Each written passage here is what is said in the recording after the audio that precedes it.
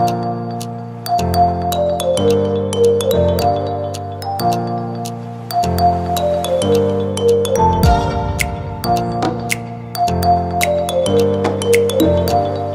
소개받은 동서대학교 장대국 총장이라고 합니다. 오늘 이렇게 명성이 높은 포럼에 와서 이렇게 강연을 하게 되어서 그게 영광이고, 제가 뭐 지금 52차던데요. 그 전에 오신 분들 보니까 뭐 대단한 분들이 다 오셨더라고요. 그래서 제가 과연 이 자리에 서도 되는지 좀 이렇게 걱정이 되는 측면들이 있는데, 그래도 우리 정용상 대표님께서 와서 해라고 그래서 무조건 왔습니다. 근데 오늘 아침에 뭐 이렇게 그 카톡을 이렇게 보니까 우리 정용상 회장님 오늘 생신 아니십니까? 오늘 생신이세요. 그래서 한번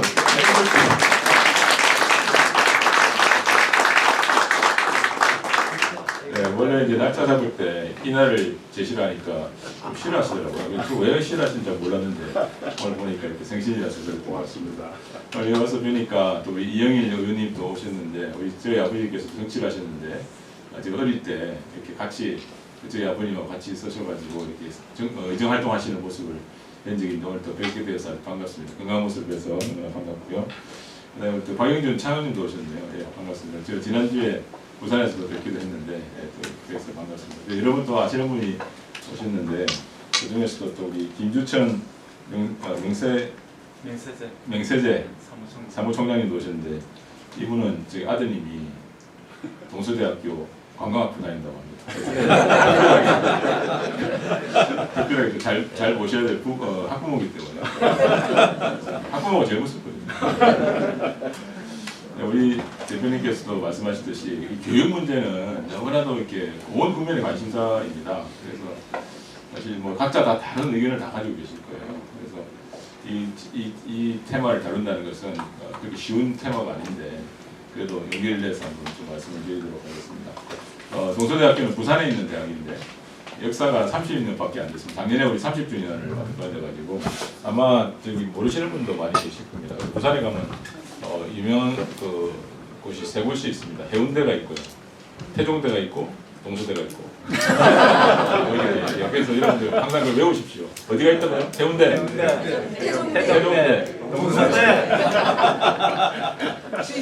우리 동서대학교는 지금 30주년 됐지만은 특성화 분야는 아주 경쟁력을 가지고 있습니다. 특히 영화 영상, 이제 IT, 디자인, 뭐 디지털 콘텐츠, 또 관광 이런 데는 아주 특성화된 대학인데, 저희 대학 내에 그 임권택 감독님 아시죠? 네.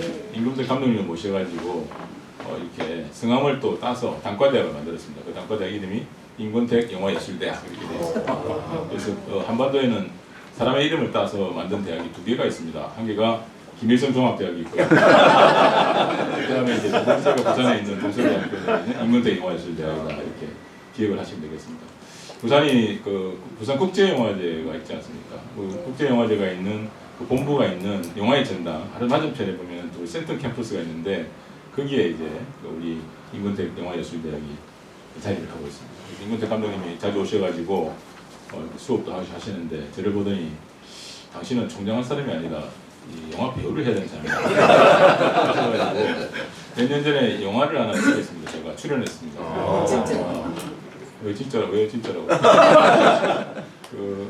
혹시 달빛 기록 올리기라는 영화 보신 분 계십니까? 아무도 안 봐요. 이게 전주에 가시면은 한지가 있습니다. 한지를 만드는 과정을 이렇게 급파해가지고 영화로 만드는 것인데, 그때 제가 어떤 역할을 맡았냐면은 전주시에 가면은 한지를 담당하는 국장이 있어요. 그 국장을 제가 담당합니다. 그다음에 이제 남자 주인공이 박중훈 씨고 여자 주인공이 강수연이었어요. 그래서 이 두 사람을 소개시켜주는 역할을 제가 했는데, 만약 그 역할을 안 했으면은 그 영화가 진행이 안 되죠. 소개가 안 되니까.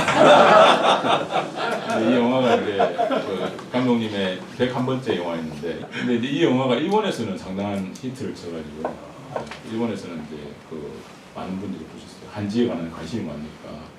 일본의 한 영화 감독이 그 영화를 보더니 이 사람 누구냐, 전주시의 국장으로 나온 사람이 누구냐 한번 섭외를 해봐라. 이렇게 해가지고 제가 또 섭외를 당했지 않습니까? 그래서 일본 영화에도 제가 출연했어요. 안 믿으시네. 다음에 한번 거기 보시면 다 인터넷 보면 다 나옵니다. 이렇게 한번 저를 갖다가 다음에서 검색하시면 대학 총장도 나오지만 영화 배우 이렇게 나옵니다. 오늘 그 한국 교동교육의 그 도전과 미래라는 제목으로 한 40분 정도 좀 말씀을 드리고자 합니다. 지금 뭐 아시다시피 인구가 완전히 줄고 있습니다. 부산만 해도 원래 제가 어릴 때만 해도 400만이었거든요. 400만. 근데 지금 350만을 넘어서 340만으로 떨어지고 있는 현 상황입니다. 젊은 학생들은 보면은 고등학교 마치고 나서 대거 또 서울로 가게 됩니다. 그리고 대학을 졸업하고 또 대거 서울로 가게 됩니다. 그러니까 젊은 사람이 없는 도시가 되어가고 있습니다. 지방에 가보시면 지방에 계신 분도 계시겠지만 사람이 없습니다. 사람이 정말 사람이 없습니다. 여기 오니까 사람이 바글바글한데 지방에 가면 정말 사람이 없습니다. 그래서 정말 걱정인데 그러다 보니까 이제 지방에 있는 대학들이 먼저 굉장히 어려워지고 있습니다. 제가 한국사립대학 총장협의회 할 때 회장을 맡았을 때 제가 그 남쪽에서부터 북쪽으로 이렇게 쭉 가면서 각 지역별로 총장님들 모시고 간담회를 개최를 했었어요. 근데 남쪽에 계신 총장님들은 얼굴이 정말 안 좋습니다. 근데 북쪽으로 갈수록 얼굴이 좋아요. 그래서 인천에서 우리 경기 지역에 우리 총장님들하고 간담회했을 때는 제가 그 농담을 했어요. 와, 여기 총장님들은 얼굴이 너무 좋으시다고. 남쪽에 가면 참 이렇게 안 좋거든요. 그래서 요새 뭐 벚꽃 피는 순서대로 이 학교가 이제 없어진다 이런 이야기 있지 않습니까? 그래서 저는 그 말을 받아서 어떻게 하냐면은 요새는 기후변화가 심해갖고 벚꽃이 남쪽에서 먼저 피는 게 아니라 북쪽에서 먼저 필 수도 있다. 뭐 이런 생각을 그래서 그러면 왜 한국에는 이렇게 그 지방 대학은 잘 안 될까? 이런 부분에 대해서 우리 한번 생각을 해봐야 됩니다. 나중에 일본에 가는 예를 드리겠습니다만 일본의 상황은 좀 다르거든요. 같은 중앙집권적인 나라지만 상당히 좀 상황이 다릅니다. 그래서 저는 그게 이유가 이렇게 몇 가지. 저 다음 페이지. 네, 다음 페이지요. 저는 기본적으로 이 네 가지 원인이 있지 않나 이런 생각을 합니다. 첫째는 이 문화 정서적인 요인이에요. 무슨 말인지 말씀을 드리겠습니다. 그 다음에 인구 절벽적 요인. 이것은 우리나라의 인구 정책을 실패를 했다는 이야기가 되겠습니다. 그리고 정치적 요인. 짐작하시겠지만은 우리나라는 정말 정치의 나라이고 그 다음에 정말 이 교육 문제도 좀 정치화되고 있는 이런 상황이 있기 때문에 이런 것도 한국 고등교육을 어렵게 만드는 요인이다 이렇게 말씀드리겠습니다. 그리고 지금 현재 급격하게 지식 환경이 변하기 때문에 이 요인도 위기 요인으로 작용하고 있다 이렇게 말씀드리겠습니다. 다음 페이지. 여러분들 인터넷을 한번 검색을 보시면 그 지방대에 관한 이야기가 딱 나오면 댓글에 많이 나오는 단어들이 이런 단어. 아주 무시를 하고 조롱하고 시기, 질투, 불인정, 차별, 비천 이런 엄청난 단어들이 많이 나옵니다. 정말 놀라울 지경이에요. 그 지잡대란 말 아십니까? 지잡대. 지잡대라는 지방에 있는 잡다한 대학을 지잡대라고 한다. 제가 몰랐는데 찾아보니까 그렇게 나와요. 정말 그 건설적인 내용은 하나도 없고요. 전부 다 아주 비아냥거리고 조롱하고 이런 거예요. 왜 그럴까? 왜 그럴까? 다음 페이지. 저는 여러 가지 그 문제에 대해서 이야기하기 전에 이 문화 정서적 측면에서 일반 국민에 있어서 대학이란 과연 뭔가 한번 생각을 해봤습니다. 첫째는 모든 국민들이 생각할 때 대학은 그냥 입시 기관으로 생각하는 것 같아요. 그러다 보니까 초중고에는 엄청나게 돈을 투자를 해서 그 공부를 시키고 대학 가면 일단 관심이 싹 없어져요. 자녀가 대학 가면은 알아서 하게 돼 있습니다.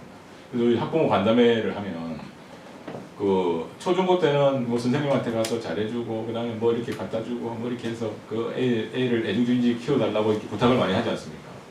근데 대학에 와서 그 학부모들하고 다 간담회를 하면 그런 게 없어요. 그냥 대학에 대해서는 그냥 그저 요구. 샤틀버스가 빨리 안 온다. 그 다음에 우리 학교는 산에 있거든요. 산이 너무 높아서 학교 가기 힘들다. 뭐 이런 어떻게 하라고요? 근데 하여튼 그렇게 요구사항이 많고 초중고에는 아주 그렇지 않고 아주 작년에 그 며칠 전에 뉴스 나왔습니다만 사교육비가 작년에 26조를 썼다는 거 아니겠습니까?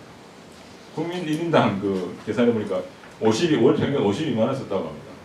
이 초중고에는 이렇게 돈을 많이 씁니다. 그러다 보니까 이 대학은 그냥 입시 기관에 불과한 것으로 이렇게 국민들이 보고 있는 것 같은 느낌이 들고요. 그다음에 취업 준비하는 곳으로 전락이 되어 버렸습니다. 그러다 보니까 대학 와서는 자격증 같은 거 다른 거를 중심으로 돼서 학과가 이제 보면 의과도 잘 되고요. 의료 관련 학과, 무슨 간호사, 뭐 의료관계 이런 아주 잘 됩니다. 봐봐. 그 다음에 공무원 양성, 경찰 행정학과 이런 것도 굉장히 잘 돼요. 왜냐하면 이게 직업 중심으로 이렇게 변하고 있어요. 직업 교육기관이 돼가는 것 같은 느낌이 많이 듭니다. 왜 이렇게 되고 있냐면은 이 대학을 평가하는 지표가 취업률이라는 게 있어요. 취업률. 그럼 취업률이라는 것은 자격증이 있으면 취업이 잘 되지 않습니까? 그러니까 학교에서도 이 지표를 잘 맞추기 위해서 그냥 이런 테크니컬한 이런 것들 중심으로 해서 학생들한테 가르치고 될 수 있으면 이쪽으로 갈 수 있도록 하는 이런 식으로 해 나가고 있다는 것입니다. 그러다 보니까 아무래도 우리의 문사철이 아주 비폐해가고 있습니다. 그래서 인성이 바르지 못한 애들이 많이 지금 사회에 지금 진출을 하고 있는 것도 다 그런 이유라고 생각합니다. 그리고 대학을 생각하면 또 비리와 비효율적인 집단이라는 이미지를 가지고 있습니다. 이미지가 부정적이에요. 뭐 대학이 뭐 한다 그러면 대학이 뭐 왜 그러냐. 굉장히 아주 부정적인 이미지를 많이 가지고 있고 그 다음에 이제 대학 교수들을 철밥통이라고 생각했습니다. 철밥통 아니에요. 사실은 열심히 연구도 해야 되고 진짜 과제도 해야 되고 할 게 굉장히 많아요. 근데 밖에서 보면 아주 편안하게 지내는 사람들도 보이지만은 그래도 그분들이 지식을 창조를 해 나가야 이 나라가 발전하지 않겠습니까? 상하탑적인 요인이 분명히 있어야 되거든요. 대학이라는 것은. 근데 이제 너무 이제 실무적인 거, 자격만 오리엔트된 이런 것만 하다 보니까 피폐해지고 있는 것이죠. 그 다음에 대학 교수들은 좀 보면 굉장히 에고이스트다, 자기만 안다, 뭐 이런 이야기도 있지만은 하여튼 대학은 또 대학대로의 역할이 있지 않겠습니까? 사회에서. 근데 비효율적 집단이고 비리가 많다, 뭐 이런 생각. 근데 사람 사는데는 다 비리가 있어요. 근데 유독 이런 대학에 대해서는 이 비리가 많다 이런 식으로 이미지가 각인이 돼 있는 것 같습니다. 그 다음에 또 이미지는 정부에 종속된 집단이다 이런 생각도 가지고 있는데 왜 그러냐면 이 자유가 없습니다. 대학에 가면. 왜냐면 워낙 돈이 없으니까 15년 동안 등록금이 동결되어 있었거든요. 그러니까 대학들이 피폐해 있습니다. 지금. 그 서울에 있는 대학뿐만 아니라 지방에 가면 갈수록 거의 대학들이 돈이 없어요. 15년 동안 등록금이 동결되어 있는데 물가는 올라가고 고정비는 나중에 좀 말씀드리겠지만 뭐 이런 상황인데 그렇다면은 그 대학들이 어떻게 자유롭게 학문을 할 수 있겠습니까? 그저 이제 돈 따오는 것만 신경 써야 돼요. 정부에서 사업비를 갖다가 걸어놓으면 그 사업비 따겠다고 온 교수들이 달라붙어가지고 보고서 씁니다. 보고서를 위해서 그냥 교수들이 있는 것 같은 그런 느낌이 들 정도로 보고서 담당 교수들은 정말 고생을 많이 합니다. 그래서 교수들이 어떤 때는 굉장히 회의감 느끼죠. 내가 이런 보고서나 쓰려고 내가 대학 교수가 되었나 하는 이런 사람이 많을 정도로 보고서 쓰는데 함몰이 돼 있다 보니까 근데 그 중에서도 이제 보고서를 쓰는 사람이 있고 또 보고서를 또 평가하는 사람이 있지 않습니까? 평가하는 사람도 교수예요. 그러니까 이제 또 교수들끼리 서로 또 이렇게 평가를 하고 평가를 당하는 이런 상황이 벌어지고 있고 또 평가위원이 되면 또 폼 많이 잡아요. 또 그 정부에서 지정해서 그분을 평가위원을 시키면 그러다 보니까 이 대학 사회가 정말 정부에 종속된 그런 곳으로 이렇게 흐르고 있다는 거. 이거 정말 어렵습니다. 다음 페이지. 그다음 아까 조롱 그 부분으로 다시 돌아가면 여러분들 그 인터넷을 보시면 대학 그 고등학생들이 주로 이제 쓰는 그런 사이트가 있습니다. 여기 보면 대나무 숲이라든지 수만 휘라는 게 있어요. 수만이 들어보신 분 계신지 모르겠지만 이게 고등학교 때 학생들한테 가장 유명한 그 사이트입니다. 카페인데 이 수만이가 무슨 말이냐면 수능 쉬는 날 만점 받은 종이를 휘날리며 하는 그런 말이에요. 수만이라고 합니다. 거기 들어가 보면 그게 이제 그 수만이에 들어가면 아주 그 팔로워가 많은 그런 인플루언서가 있습니다. 그 한 사람이 글 쓰면 댓글 쫙 달아주는 그러니까 아주 그 인플루언서가 있는데 여기 보시면은 대학 이름 밝히자 핵인사가 갑분사로 이렇게 되어 있잖아요. 무슨 말인지 잘 모르시겠죠? 이게 이제 다 이런 걸 아셔야 돼요. 이런 말을 아셔야 되는데 핵인사라는 것은 인플루언서를 얘기하는 것이에요. 그래서 무슨 말을 하면 다들 몰려들어가지고 그 사람을 지지하고 막 하는 이런 인플루언서가 있는데 그게 핵인사예요. 근데 핵인사가 이 카밍아웃을 해가지고 나는 지방대에 다니고 있는 학생이다 이렇게 밝혔어요. 밝히니까 갑분사가 된 거예요. 갑자기 분위기가 싸해진 거예요. 그 정도로 이게 지방대 근무한 재학 중이라는 그 자체 하나로서 이 갑분사가 되는 이런 상황이 벌어지고 있는데 우리가 몇 년 전에 우리 부산에 있는 사립대학에서 MT 갔다가 이 사망자가 발생한 그런 사건이 있었습니다. 그때 뉴스가 나오자 댓글이 쫙 달렸는데요. 그 뭐라 썼냐면은 미래 인재들이 다친 줄 알고 깜짝 놀라 들어와 봤더니 지잡되구나 불행불탕이다. 이런 거 얼마나 이게 정말 있을 수가 없는 이런 악담을 갖다 쓰고 있겠습니까? 있을 수가 있습니까? 그 다음 페이지로. 그 다음에 그 지잡대를 오지 말아야 하는 이유 해가지고 뭐라 썼냐면은 이게 1만 회를 넘긴 베스트 글 학생 중에 증상적인 비율이 적다 뭐 이런 식으로 막 그냥 폄하를 하는 거예요. 그 다음 페이지 보시면은 또 지잡대에 대한 검색을 10만 6천자 분량으로 설명해서 이게 인간의 집합수다 이런 식으로 쫙 이렇게 공격을 해대니까 학생들이 그 자기 지역에 있는 좋은 대학을 가려고 안 하고 다 이렇게 서울로 가려는 생각들이 많이 있죠. 옛날에 우리 부산에 있을 때 부산 학생들은 공부 잘하면 서울대 안 가면 부산대 갔어요. 그래서 부산대가 가장 아주 우수한 대학이고 서울대하고 비슷한 수준에 있었거든요. 근데 요새는 이제 부산대를 안 가요. 그냥 서울에만 있으면 가는 거예요, 무조건. 이런 상황이 이런 것 때문에 그런 겁니다. 네, 그러면 과연 왜 이럴까? 우리나라는 왜 이럴까? 이런 걸 한번 생각해 볼 필요가 있는데 첫째는 제가 볼 때는 다음 페이지.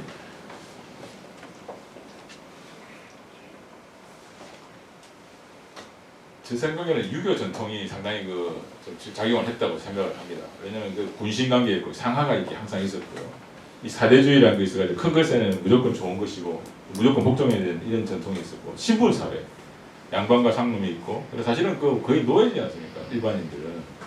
그다음 사공농상, 그다음에 또 신분 상승에 대한 열망이 이러다 보니까 출세지향주의 뭐 이렇게 되다 보니까 학벌이 중요시되는 이런 사회가 되어버렸다는 것이죠. 그다음 두 번째는 이 도덕 우선주의인데 이 좋은 면도 굉장히 많이 있죠. 그렇지만 이 대학에 대해서 아주 안 좋게 보는 이유가 이 도덕 우선주의에서 나온 거라고 봅니다. 이 화려한 일본의 유명한 학자 중에서 한국은 하나의 철학이다 하는 오구라 기조라는 교토 대학 교수가 쓴 책이 있는데요. 이게 보면 이 한국 사람들은 화려한 도덕 쟁탈전 벌리는 거대 극장이다. 사람의 모든 운동을 도덕으로 반응해서 평가하는 한국은 너의 도덕과 나의 도덕 중 누구의 도덕이 옳은지를 두고 싸우는 사회다. 이렇게 분석을 한 적도 있습니다. 그 다음에 이제 중앙 중심의 전통이 있습니다. 우리나라는. 그래서 이 한양과 지방 이렇게 돼 있고 2000년에 어떤 500년의 어떤 왕조 시대가 있다 보니까 중앙 집권이죠. 그러니까 우리는 또 잘못하면 지방에 귀양 가는 것이지 이 지방이라는 곳이 그게 보통 그 사람들이 사는 곳이 아니라는 인식들이 이렇게 DNA에 다 있는 것 같아요.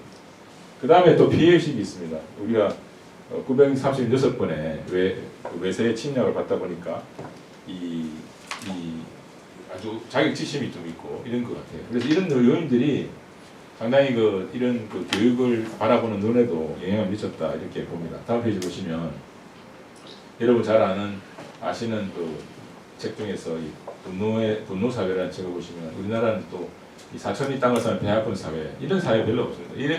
제가 조사를 해봤더니 사촌이 땅을 사면 배 아프다는 그런 속담을 가진 나라는 하나도 없습니다. 이상하죠.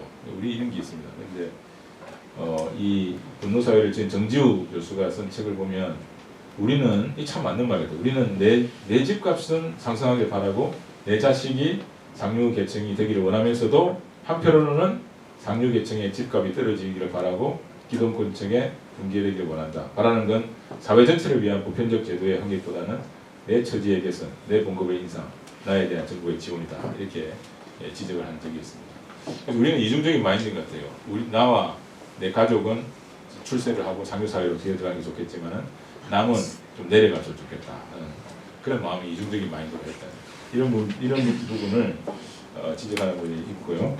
그 다음에 이런 유일한 멘탈 탈출구는 결국은 풍자와 조롱 이런 것으로 귀결되지 않는가 이런 생각이 듭니다. 그러다 보니까 이 지방대라든지 이 수도권 대학이라든지 그 다음에 스카이를 대여한 이런 데에 대해서 상당히 폄하하는 이런 풍토가 조성되기 위해서 문화적인 요인이 있다고 저는 생각합니다. 두 번째는 이 정치적 요인이에요. 우리나라 사람들이 이제 정치에 관심이 많은데 저는 정치학자입니다. 근데 참 정치학자가 할 일이 없어요. 왜냐면 온 국민이 정치학자니까. 택시 타시면 기사 아저씨가 얼마나 정치 분석을 잘합니까? 이러니까 정치학자가 할 일이 없어요. 그래서 참 그런데 국민들이 정말 높은 정치에 관심이 있어가지고 오늘도 아마 다들 또 정치 뉴스를 듣고 또 생각을 하시고 또 이야기를 나누신 분이 분명히 여기 많은 분들이 계실 건데 우리나라의 하루에 한 77% 국민이 정치에 대한 이야기를 한다고 합니다. 정말 정치에 대해 관심이 많습니다. 그러다 보니까 이제 이 대중영합 정치, 그다음에 직접 우리나라가 간접 민주주의고 대의제 민주주의인데 직접 민주주의적인 그런 어떤 성격이 굉장히 강해지고 있는 요즘입니다. 그러다 보니까 촛불 시위라든지 탄핵이라든지 뭐 이런 것들이 생기는 것도 있는데 이 마이클 브린이라는 사람이 글을 쓴 걸 보니까 한국은 민심이 야수처럼 돌변하면서 정부나 사법기관도 눈치를 본다. 대중의 눈치를 본다. 그러니까 사법도 상당히 국민의 그 정서라든지 국민의 어떤 뭐 이런 여러 가지를 이렇게 반영을 해서 판결을 내리고 하는 이런 사회가 되어버렸다는 것이죠. 그래서 어떻게 공정과 상식이 어긋나는 이런 것들이 많이 일어나고 있다고 볼 수가 있습니다. 그리고 그러다 보니까 이제 자유주의적 지도자보다는 포퓰리즘적 리더십을 기대한 경우가 많고 이렇다 이렇게 이야기를 하고 있습니다.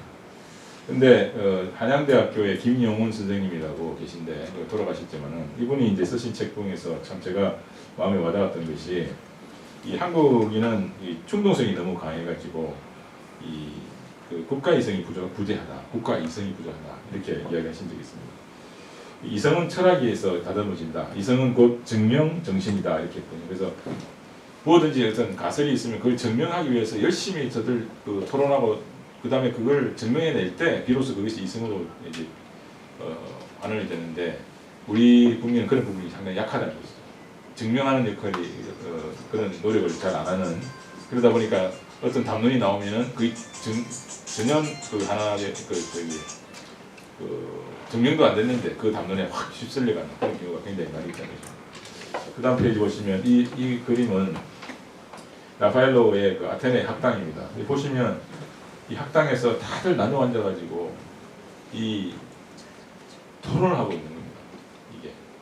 이 증명을 위한 철저한 토론, 이 토론에서 나오는 결론을 가지고 이제 담론으로 이제 사회에 내세우면서 이 담론을 가지고 이제 나라가 움직이게 돼 있는데 우리는 이런 과정이 없다는 것이죠. 어떤 사람이 갑자기 탁 나타나가지고 담론을 다 내면 그 증명이 되든 안 되든 그것이 갑자기 그냥 그 주류적인 어떤 의견이 되어가지고 거기에 휩쓸려서 이리 갔다가 저리 갔다가 휩쓸리는 이런 경우가 너무나도 많다는 것입니다.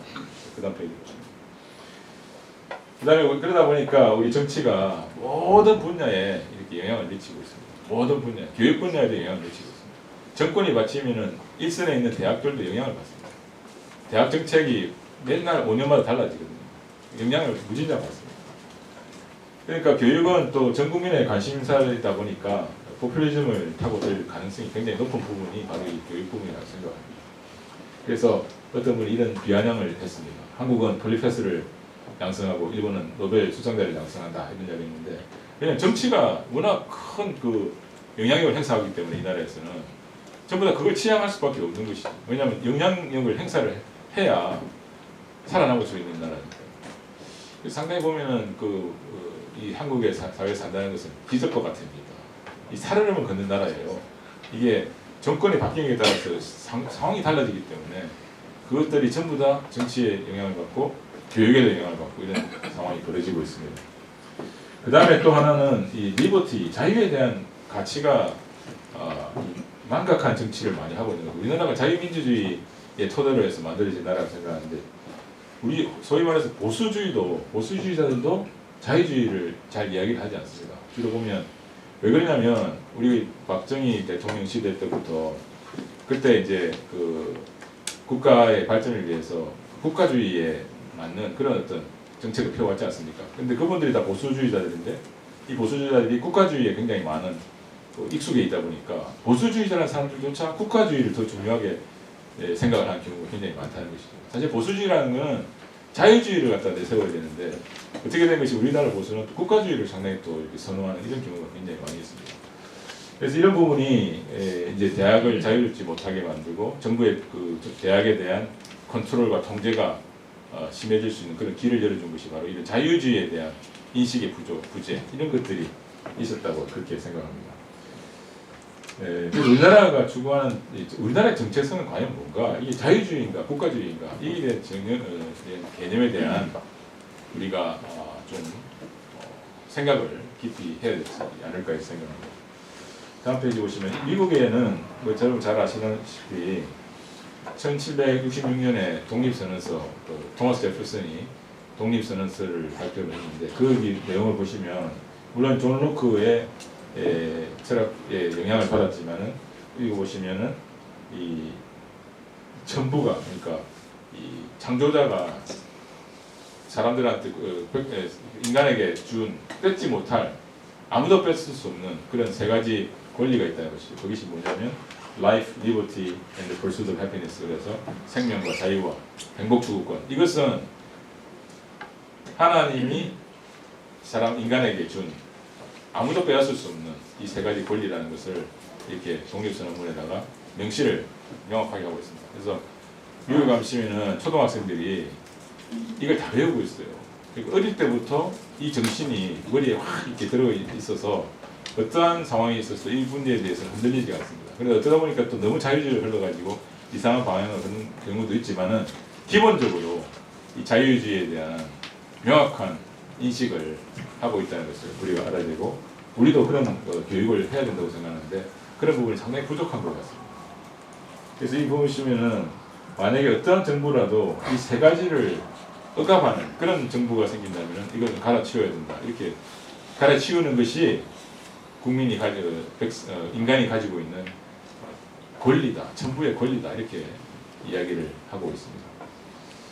근데 이런 것이 없다 보니 개념이 없다 보니까 정부가 나서 가지고 교육기관을 통제를 하고 그 다음에 사람을 통제를 하고 이렇게 해도 그게 당연한 것을 느끼고 거기에 대해서 반론을 하지 않는 이런 것들이 저는 근본적인 문제라고 이렇게 생각합니다. 네. 그 다음 페이지 보시면 그러다 보니까 우리는 아직까지 이 교육에 대해서도 좀 이렇게 개발도상국적인 그런 어떤 정서를 가지고 이 고등교육을 바라보고 있습니다. 그래서 우리는 아직까지도 개발도상국이라고 생각하고 있는 것 같아요. 통제를 해야 되고 발전을 해야 되고 그렇기 때문에 우리 국가주의가 중요하다 이렇게 생각을 해서 하는데 우리는 사실은 이제 아시다시피 선진국입니다. 어디 우리나라만 한 나라가 없어요. 밖에 나가시면. 그래서 다른 나라에서 우리나라를 벤치마킹하러 오는 대상이 되었는데 불구하고 우리는 아직도 스스로 개발도상국이라는 그런 어떤 생각으로 살고 있습니다. 그래서 저는 안타까운 것이 우리가 더 이상 해외에 나가서 해외 대학의 우수 사례를 보는 것이 아니라 배우는 것이 아니라 우리가 우리 자체의 어떤 우수 사례를 만들어서 외국에서 벤치마킹을 하고 오도록 이렇게 만들어야 이 진정한 선진 교육이 된다고 생각하거든요. 그래서 그런 부분이 상당히 아쉽고요. 이렇게 그러다 보니까 이 개발도상국적인 발상을 가지고 있다 보니까 대학이라든지 고등교육기관은 통제 대상이기 때문에 각종 규제와 통제로서 대학을 옥죄고 있는 것입니다. 그러다 보니까 조금만 무슨 법규를 위반하다 하면은 그것이 신문에 나오고 신문하면은 무슨 비리 집단으로 느껴져요. 근데 그 규정이라든지 여러 가지 이 규제를 보면 지금 시대에 맞지 않는 규제가 굉장히 많이 있습니다. 근데 그 규제가 그대로 남아 있는 것이죠. 지금 시대에 맞지 않는 규제. 그래서 이런 문제들을 빨리 해결해야 되고요. 그다음 하향 평준화 교육 이것도 마찬가지입니다. 우리가 못 살 때는 이런 교육이 필요했죠. 그냥 잘 사는 사람은 저도 좋은 교육 받고 그다음 못 사는 사람들은 교육을 잘 받을 수가 없으니 평준화 교육을 해서 사교육을 없애면서 이렇게 해 나가야 된다 이런 이야기를 했었는데 지금은 그런 시대가 아닙니다. 지금은 어느 정도 우리나라가 상당히 수준의 경제 수준이 됐기 때문에 얼마든지 자기 수준에 맞게 공부를 할 수 있어야 되고요. 그 다음에 어떤 애들이 또 탤런트가 있으면 탤런트를 키워줘야 되고 또 이제 밑에서 잘 힘든 애들은 또 올려주는 뭐 이런 것들이 상당히 필요하다고 생각합니다. 그래서 좀 다양화된 개별화된 교육 이런 방향으로 좀 나가야 되는데 그런 부분은 아직도 강한 저항이기 때문에 하기가 힘든 그런 상황에 있다 이렇게 말씀을 드릴 수 있습니다. 만약에 아직도 우리가 이런 그 생각을 가지고 있다면 해외로 나가는 길을 막아야 돼요. 그럼 어떤 사람은 돈 있으면 해외 나가서 공부하면 그건 좋은 교육 받는 거 아닙니까? 그에 대해서 또 아무도 이야기 안 하거든요. 국내에서만 해당되는 그런 그 발상인 것입니다. 그래서 그런 부분에 대해서 안타깝게 생각이 들고요. 그 다음에 이제 그 대학 입시 제도도 과거의 개발도상국적인 생각을 가졌을 때 만들어진 제도가 그대로 남아 있습니다. 그러다 보니까 한국에 있는 모든 대학의 입시 제도는 똑같고요. 그 다음에 대학이 관여할 공간이 하나도 없어요. 학교에서 원하는 학생을 뽑아야 되지 않습니까? 근데 우리 학교하고 안 맞는 애를 뽑아야 돼요. 성적이 딱 몇 점이 되면 뽑아야 돼요. 무조건. 만약에 그 사람 안 뽑고 딴 사람 뽑으면 부정 입학이 되는 것이죠. 근데 지금은 이제 그런 걸 졸업할 때가 되지 않았나 이렇게 생각을 합니다. 그리고 보면은 요새 이제 지방교육재정교부금법이라고 해서 우리나라의 세수의 20.79%는 무조건 초중고에다 돈을 줘야 돼요. 진짜 희한한 일이죠. 이게 과거에 이제 만들어진 법인데요. 세금이 들어오지 않습니까? 그 중에 20.79%는 무조건 초중고를 위해서 써야 되는 돈입니다. 교육비로 이렇게 분류가 됩니다. 그게 75조가 됩니다. 75조. 근데 대학은 해당이 안 돼요. 그건 이제 교육감들이 이제 관할하는 돈이거든요. 그래서 이번에 이제 대학에서 워낙 돈이 없다 보니까 대학교육협의회를 비롯해서 교육부가 그러면 이 초중고 학생들한테 주는 이 엄청난 돈, 75조나 되는 돈, 이 돈 중에 일부를 고등교육에 좀 돌리자 그랬더니 난리가 나지 않습니까? 이제 뭐 교육감들이 다 들고 일어나가지고 무슨 말이냐 이렇게 해서 한 푼도 못 받았거든요. 그러니까 이제 참 그래서 이제 대학은 지금 13조 정도밖에 예산이 없고요. 초중고는 75조가 있습니다. 근데 이런 논리를 할 때 또 어떤 국회의원은 동생 것 빼앗아 가지고 형한테 주려고 한다 이런 식으로 또 하니까 또 국민 정서에 또 맞네 이렇게 되는 거예요. 그래 맞네 형이 어떻게 동생 것 뺐냐 뭐 이렇게 되는 거예요. 이게 모든 게 이게 정치예요. 정치 대한민국의 이 모든 분야가 특히 교육 분야에서는 그리고 이제 반값 등록금 해가지고 또 15년 전에 참 등록금을 갖다가 이렇게 동결해가지고 지금까지 가고 있습니다. 네, 다음 페이지 보시겠습니다. 그 다음에 이제 세 번째가 인구 절벽 요인입니다. 인구가 아까 말씀드렸듯이 확 줄고 있는데 한번 펴겨 보시겠습니까? 만약에 인구가 계속해서 줄면요, 지방이 소멸합니다. 지역이 만약에 소멸하게 되면 어떻게 되냐면은 지역 사회가 완전히 붕괴를 하게 되어 있습니다. 그러면 그 동네에 있는 학교, 대학, 병원, 문화시설, 상점 이런 것들이 완전히 없어지죠. 상권이 무너지면 경제가 완전히 무너지게 되어 있습니다. 우리 학교도 앞에 보면은 뭐 상점부터 시작해서 기숙사, 그다음에 자숙집, 그다음에 뭐 고깃집 뭐 이렇게 너무 잘 돼요. 근데 만약 학교가 하나 없어지면 그 지역이 완전히 망하는 게 되는 것이죠. 그 다음에 경제가 붕괴되죠. 소비가 감소하고 생산성이 격감하고 기업이 이제 투자를 안 하게 되고 창업도 안 하게 되고 이렇게 되어서 경제적으로 엄청나게 어려워질 것이고, 근데 행정구역이 붕괴가 됩니다. 다음 페이지 보시면 지금 엊그제 뉴스에 났죠. 지금 이게 합계 출산율이 0.78입니다. 한 명도 안 낳는 거예요. 심각한 문제입니다. 이러다 보면 어떤 학자가 계산했던데요. 150년 후에는 우리나라가 국민이 하나도 없어진다. 150년 해봐야 얼마 안 되지 않습니까? 점점 줄어드는 거예요. 근데 요새는 또 이제 워낙 또 이제 말을 조심해야 되는 시대이기 때문에 주례할 때, 제가 주례를 많이 쓰는데 학생들 주례할 때 애기 많이 낳아라 이러면 큰일 난대요. 여성을 무시하는 거다 이래가지고 그렇게 하면 안 된다. 그러니까 애 낳아라도 말도 못하고 애는 줄고 이런 상황이 지금 되고 있는데 상당히 걱정이죠. 이 정말 심각한 문제입니다. 우리나라 전 세계에 한 280개 나라가 있다는데 우리나라의 합계 출산율이 꼴찌라고 합니다. 꼴찌. 이 문제에 대해서 우리 심각하게 생각하지 않으면 안 된다는 것이고요. 그 다음 페이지 보시면 지금 이 보시면 이 조금 이렇게 푸른색으로 이렇게 표시되는 부분이 없어질 가능성이 굉장히 높은 지역이라고 이렇게 되어 있습니다. 부산도 보면 이제 동구, 서구, 영도구가 없어진다. 세 개 구가. 쫙 보시면은 뭐 없어질 때가 굉장히 많지. 하얀 곳은 안 없어질 것이에요. 그래서 수도권 보시면 안 없어집니다. 그죠? 인구가 그만큼 지금 많이 줄고 있죠. 심각한 문제입니다. 네. 네, 그 다음 보죠. 그 다음에 이제 네 번째 요인이 급변하는 지식 환경입니다. 요새 화두가 되고 있는 이 챗 GPT라는 거 한번 써보신 분도 계시겠지만, 저는 저녁에 시간이 있을 때마다 여기까지 놀거든요. 근데 너무 재밌어요. 하여튼 제가 뭘 궁금한 게 있으면 물어보면 2초 만에 답이 나옵니다. 2초 만에.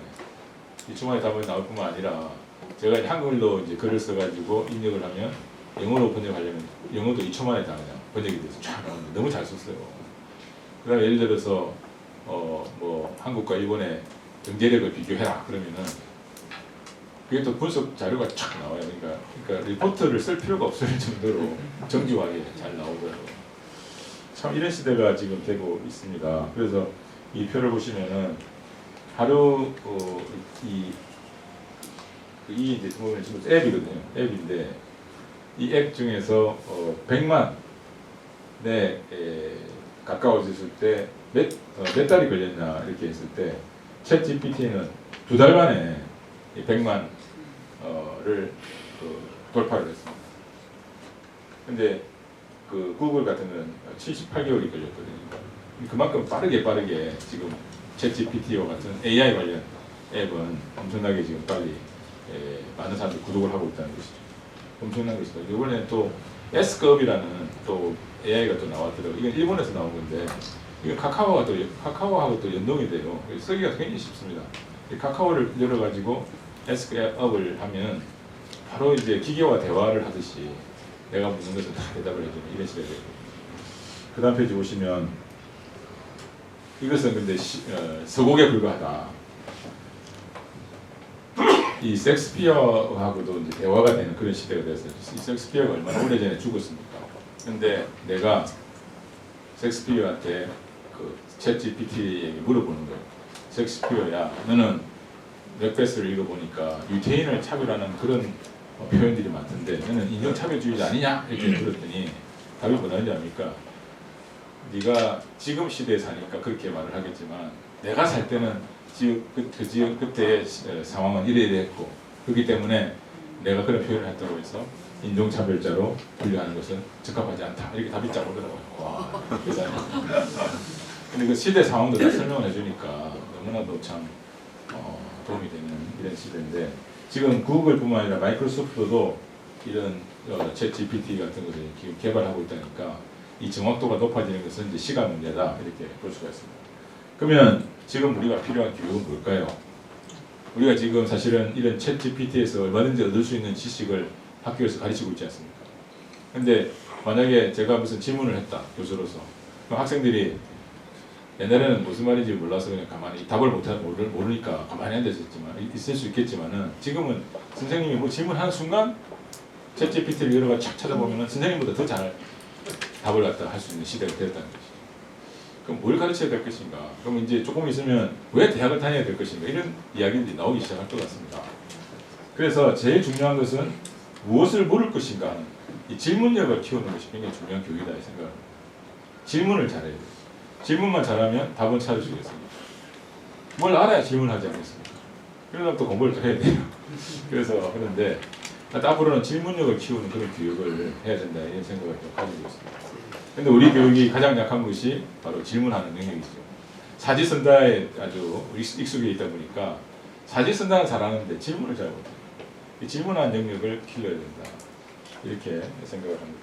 그래서 이런 급변하는 지식 환경인데도 불구하고 교실이라는 아성이 있기 때문에 그 교실에서 교수가 그 교실을 지배를 하고 있기 때문에 새로운 것이 들어와도 거부를 하고 받아들이지 않으려고 하는 이런 현상들이 있기 때문에 이것도 대학의 위기의 요인이 된다 이렇게 생각합니다. 그 다음에 한국 교육, 고등교육 현주소를 한번 보시겠습니다. 지금 우리나라는 324개의 대학이 있습니다. 이거는 이제 전문대학 딱 포함해서 그렇습니다. 수도권에 114개가 있고요. 지역에 210개가 있습니다. 그 중에서 사립대학교가 84.4%입니다. 그러니까 거의 우리나라의 교육은 사립대가 담당하고 있다고 봐도 과언이 아닙니다. 왜 그러냐? 다른 나라에 비해서. 우리나라가 못 살 때 국가가 고등교육을 맡을 여력이 없었습니다. 그러다 보니까 지역에 있는 또 그 사람들한테 부탁을 해가지고 출연을 시켜가지고 사립대학을 많이 만들어가지고 교육을 담당하게 했던 그 결과 지금 이렇게 된 것입니다. 지금 보면 유럽 같은 데 보면 사립대학이 거의 없거든요. 미국하고 일본하고 한국만 사립대학이 많습니다. 그 외 나라는 전부 국립대학이고 공립대학입니다. 그런데 우리나라는 고등교육의 80% 이상을 사립이 담당하고 있다는 것을 알 수가 있습니다. 근데 한국의 우리 대학 교육 경쟁력을 한번 보시면 우리나라의 OECD 우리나라가 그 어느 정도의 그 경쟁력을 국가 경쟁력을 가지고 있냐면은 세계 27위의 경쟁력을 가지고 있는 나라입니다. IMD라는 그 랭킹을 내는 그런 회사가 있는데 거기서 낸 자료에 의하면 2020년 자료에 보면 총 64개국 중에서 우리나라는 27위에 해당하는 그런 국가 경쟁력을 가진 나라입니다. 그런데 고등교육 대학 교육의 경쟁력은 46위예요.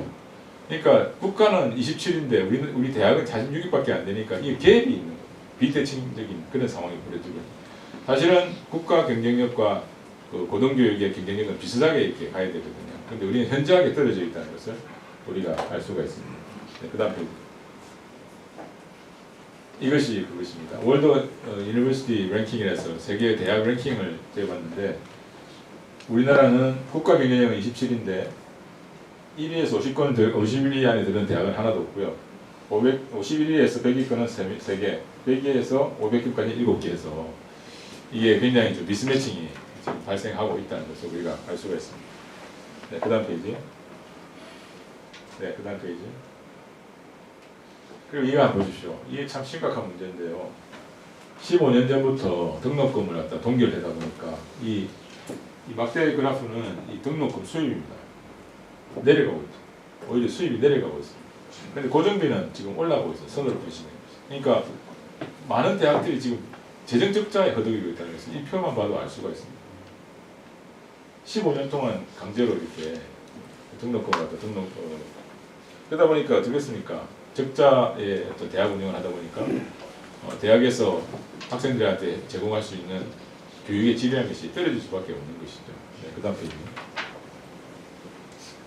이것도 뭐 비슷한 이야기입니다. 지금 등록금 수입은 똑같은데 인건비는 점점 늘어나죠. 왜냐하면 교수들의 이제 그 연봉이 올라가지 않습니까? 근데 그것도 사실은 이제 많은 대학들이 인상을 하지 않고 동결하는 경우도 굉장히 많은데 어쨌든 지금 이제 올라가는 이런 고정비는 계속해서 올라가고 있는 데 반해서 수입은 거의 없다 이렇게 볼 수가 있습니다. 그 다음 페이지 보시면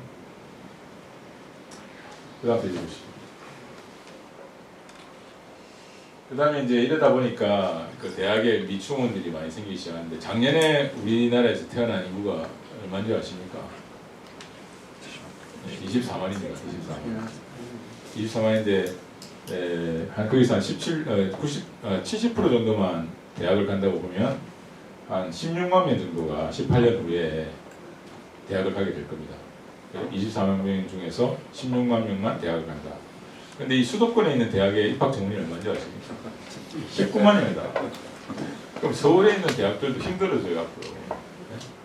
왜냐하면 19만 명이 지금 수도권인데 16만 명밖에 대학을 안 가니까 몽창 서울에다 갖다 넣으면 지방은 대학이 하나도 필요가 없죠. 이런 심각한 상황이 지금 벌어지고 있다는 것을 우리가 또 아셔야 됩니다. 이거는. 네, 그 다음 페이지. 그 다음에 초중 아까 말씀드린 부분인데 20.79%를 전부 다 이제 초중고에다가 배분한다 했지 않습니까? 그러다 보니까 지금 보시면은 초중고는 89조 정도 예산을 확보를 해 있는데 대학은 12조밖에 없어요. 12조 가지고 나눠 쓰는 거예요. 대학은. 근데 그 중에서도 이제 많은 부분이 장학금으로 이렇게 넘어가기 때문에 이 아주 피폐할 수밖에 없는 이런 구조를 가지고 있습니다. 네, 그 다음 페이지. 네, 이것도 뭐 비슷한 이야기입니다. 지금 보시면 OECD 38개 대학 중에서 개국 중에서 고등교육 학생 1인당 공교육비는 30이고 그 다음에 이제 규모가 32 이렇게 해서 상당히 우리 그 OECD 가입 멤버들 중에서 이 고등교육에 대한 투자가 굉장히 낮다는 것을 이 표를 통해서 알 수가 있습니다. 네, 그 다음 페이지. 그래서 종합을 해보겠습니다. 종합을 해보면 이 고등교육이 피폐한 이유. 첫째는 정부의 인구 정책이 실패했기 때문에 이렇게 보시죠. 우리가 돈을 그동안 200 몇 조를 갖다가 퍼부었다고 합니다. 그 역대 정부가. 근데 성공을 못했어요. 이것은 여러 가지 요인이 있을 수가 있겠지만은 이 사교육비가 너무 높다든지 또 여성들이 아기를 낳고 나서 경력 단절이 되는 이런 문제들이 있다는 것이죠. 그런 문제를 해결해야 되는 부분이 있고 또 사회 분위기가 요새 저 TV에서 젊은 애들이 가장 잘 많이 보는 TV 프로그램이 뭔지 아십니까? 나 혼자 산다입니다. 나 혼자 산다. 나 혼자 사는 게 너무 좋은 거예요. 자기 벌어가지고 자기 인조하고 사는데 결혼해가지고 남편이 있고 또 애기 있으면 얼마나 귀찮겠습니까. 그러니까 나 혼자 산다 이런 풍토가 이제 조성이 돼 있다 보니까 이제 얘기를 안 하는 거죠. 그래서 이거는 정말 중요한 이슈고 이 문제를 해결하지 않으면 우리나라가 소멸한다. 그런데 이 대학 이 고등교육이 어려워진 이유는 대한민국 역대 정부의 인구 정책의 실패에서 그 요인을 찾아볼 수가 있다는 것이고, 둘째는 아까 말씀하신 대로 드린 대로 이 정치의 개입, 이것도 고등교육을 피폐하게 만든 그런 요인이다 이렇게 볼 수가 있습니다. 네. 그다음 이 표를 한번 보시면 그 15년 전에 대학 등록금을 동결할 때 이 서울에 있는 대학은 등록금이 상당히 높았습니다. 그 상태에서 딱 동결이 됐고요. 지방대는 상당히 낮은 상황에서 또 이렇게 동결이 됐습니다. 그러니까 차이가 있는 상황에서 동결이 되다 보니까 이 갭이라는 게 또 크거든요. 지방에 있는 대학들이 더 피폐해질 수밖에 없는 것이 있는 것입니다. 네, 그 다음 페이지. 네, 그 다음 페이지. 네, 그 다음에 이제 정부의 이 고등교육의 정책의 실패도 하나 공헌을 했다고 저는 생각합니다. 5년마다 교육 정책이 엄청나게 바뀝니다. 그 다음 페이지 보시면 이 보십시오. 문민 정부부터 시작해서 문재인 정부까지 엄청나게 많은 사업들을 펼쳤습니다. 이 사업이라는 게 뭡니까? 전부 다 보고서를 작성해가지고 신청을 해가지고 그걸 따내야 되는 거예요. 그러니까 대학들이 돈이 없다 보니까 이 사업을 따내기 위해서 혈안인데 아까 말씀드렸죠. 이 많은 사업을 따기 위해서 얼마나 고생을 많이 했겠어요. 저도 좀 젊었는데 요새 이렇게 늙은 게 이 보고서를 쓴다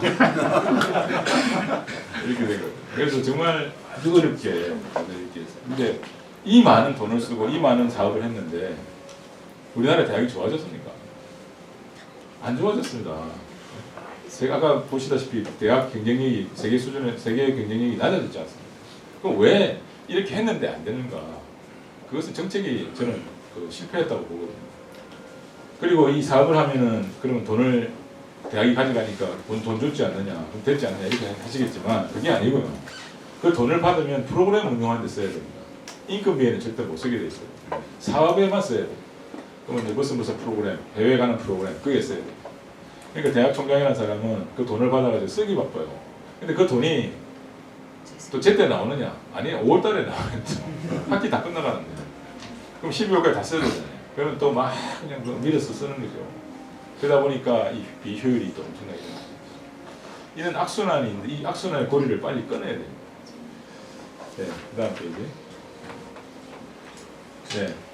그리고 이제 재정 지원을 비밀로 해가지고 대학을 이제 줄 세우기 위해서 이런 것들이 굉장히 많이 병행했고, 그러다 보니까 이제 대학의 구조가 또 왜곡이 돼 있어요. 왜냐하면 사업마다 특징이 다 다르거든요. 예를 들어서 프라임 사업이라는 게 있었는데 박근혜 시절 때 프라임 사업은 공대를 육성을 해야 된다. 그래가지고 공대 중심으로 학교를 개편해라. 그 개편한 대학에 대해서는 돈을 주겠다. 그러니까 또 대학들이 그냥 갑자기 문과를 다 없애고 그냥 공대를 막 육성하고 그래가지고 이제 만들어놨어요. 그래서 그 돈을 딴 대학은 기분이 되게 좋았죠. 그래서 우리 대학은 뭐 몇십억 땄다 이렇게 했는데 그 사업을 딴 대학은 10년 동안 그 구조를 또 개편을 못하게 돼 있습니다. 10년 동안. 근데 세월이 또 엄청나게 상황이 바뀌지 않습니까? 그러면 이제 공대 기피 현상이 생겼어요. 갑자기 또. 공대를 많이 키우는 학교는 이제 안 되는 거예요. 그럼 그 공대를 안 되는 대학이 그럼 우리는 문과로 좀 옮기겠다 하면 그거 안 돼요. 왜냐면 그 학교는 프라임 사업을 땄기 때문에 10년 동안 못 고치게 돼 있기 때문에. 그럼 그 학교는 그대로 가야 돼요. 그러니까 이런 상황들이 막 벌어지고 있습니다. 일선에서는. 근데 이런 문제를 그러면 대학 총장들이 모여가지고 왜 교육부에다 강의를 안 하냐 이렇게 이야기하시겠지만 못해요. 총장님들이 지금 다 눈치 보면서 사업 따기에 혈안되어 있는데 어디 교육부에 가가지고 강의를 한다고 눈치 보고 그런 상황이 아니겠습니까? 그러니까 그런 진짜 말해야 될 걸 말을 안 하는 이런 풍토가 있는 것이 아까 말씀드렸던 이 국가주의에도 관계가 있다 이렇게 말씀드리겠습니다. 네, 다음 페이지. 네, 그래서 지방대학 육성은 대한민국 생존의 필수 조건이라고 이렇게 생각합니다. 우리 지역대학은 지역 청년을 지역에 남게 하는 마지막 저수지라고 생각합니다. 지역대학이 잘 돼야 지역에 학생들이 머물고 젊은이들이 또 배출이 되어서 그 지역에 필요한 인재들이 남게 되거든요. 그렇게 되어야 그 지역이 소멸되지 않고 살아남을 수 있습니다. 그리고 인재 또 지역 인재 역할이 중요합니다. 제가 며칠 전에 그 대구에 있는 모 대학 총장님을 뵀는데 500명 규모의 대학인데 이 총장님 말씀이 우리 같은 대학이 있어야 그 지역의 도매산골에도 가서 봉사하는 사람이 생긴다는 거죠. 예를 들면 그 지역에서 목사님이 나와가지고 도매산골에서 이제 그 목회를 하면 그 주위에 보면 할머니 할아버지밖에 없는 거죠. 그러면은 그 할아버지 할머니가 아플 때 119도 안 오는 곳에서 유일하게 119 역할을 하는 분이 그 목사님이라는 거죠. 이렇게 뒤에 업고 병원으로 뛰어가는 그런 분이 있어야 된다는 거죠. 그분은 누가 하느냐? 그 지역대학 출신이 그런 역할을 담당한다는 거죠. 그렇지 않습니까? 서울에서 대학 졸업한 사람이 도매상과 가서 그런 거 하겠습니까? 안 한다는 거죠. 그러니까 각자 보면 그런 정말 중요한 역할을 하는 분들이 필요하고 그분들은 지역대학에서 육성이 된다는 것을 알 수가 있습니다. 우리 대학의 출신인데 보석 같은 애들이 참 많이 있습니다. 이 학생 보시면 우리 학교에 경영학과 다니는 학생이 있는데요. 이 학생이 어느 날 갑자기 저한테 찾아왔어요. 찾아와가지고 자기가 앵무새를 너무 좋아한대요. 앵무새를. 그래서 앵무새를 너무 좋아해서 앵무새가 너무 예쁘니 이런 이야기해서 제가 총장한테 바쁘지 않습니까? 근데 네가 그래 앵무새가 네가 그래 좋은데 나한테 왜 이런 이야기를 하냐 이랬더니 이 학생 말이 자기는 앵무새가 너무 좋아서 이 앵무새를 한 마리 사기 위해서 알아봤더니 한 마리에 100만 원을 했대요. 그래서 어머니한테 가서 엄마 나 앵무새 한 마리 사달라고 그랬더니 얼만데 100만 원이니까 엄마가 야이 이놈아 100만 원이 네 아이 이름이냐 이러면서 막 때렸대요. 그래서 이제 실망을 하고 있었는데 하루는 이모가 병원에 입원하게 돼가지고 이제 자기가 가서 병간호를 열심히 했답니다. 이제 퇴원할 때가 돼가지고 이모가 너무 고마워가지고 조카한테 야 내가 선물을 하나 사주고 싶은데 뭘 사줄까 그랬더니 앵무새 하나 사달라고 그랬어요. 이모가 얼만데 100만 원요 이렇게 해가지고 이모가 사줬대요. 근데 한 마리를 2마리 만들고 2마리를 3마리 만들고 4마리 만들고 2마리 팔아가지고 엄마한테 갖다 주니까 엄마가 너무 좋아하더라고요. 200만 원을 받았으니까 이런 이야기를 쭉 하는 거예요. 그런데 알겠는데 나한테 왜 이런 이야기를 하느냐 도대체 바빠 죽겠는데 이랬더니 총장님 제가 앞으로 세계적인 앵무새 숲을 만들고 싶은 사람입니다. 앵무새를 육성하고 싶은데 제가 이 앵무새에 대해서 연구를 하려면 미국에 가서 공부를 해야 된다고요. 네? 근데 우리 학교에서 하는 미국 연수 프로그램이 있는데 여기 좀 넣어달라는 거예요. 근데 연수 프로그램 가려면 그게 경쟁률이 세거든요. 100명을 이제 보내는데 1등에서 100등까지 성적순을 뽑는 거예요. 자기는 성적이 0.78인가 그렇대요. 갈 수가 없는 거예요. 자기 답답해서 총장한테 와서 호소를 했다는 거예요.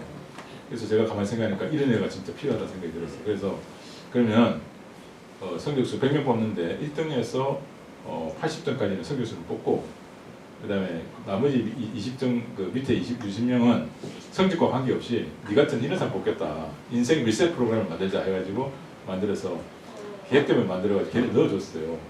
근데 걔가 미국 갔습니다. 그래가지고 미국 가가지고 오전에는 영어 공부하고 오후에는 그냥 앵무새 전문가들을 막 찾아다니는 거예요. 그래서 사진 찍어가지고 그 취재도 하고 해가지고 저한테 카톡으로 맨날 그냥 총장님 오늘 누구 만났습니다. 카톡 보냈는데 저는 새벽 3시잖아요.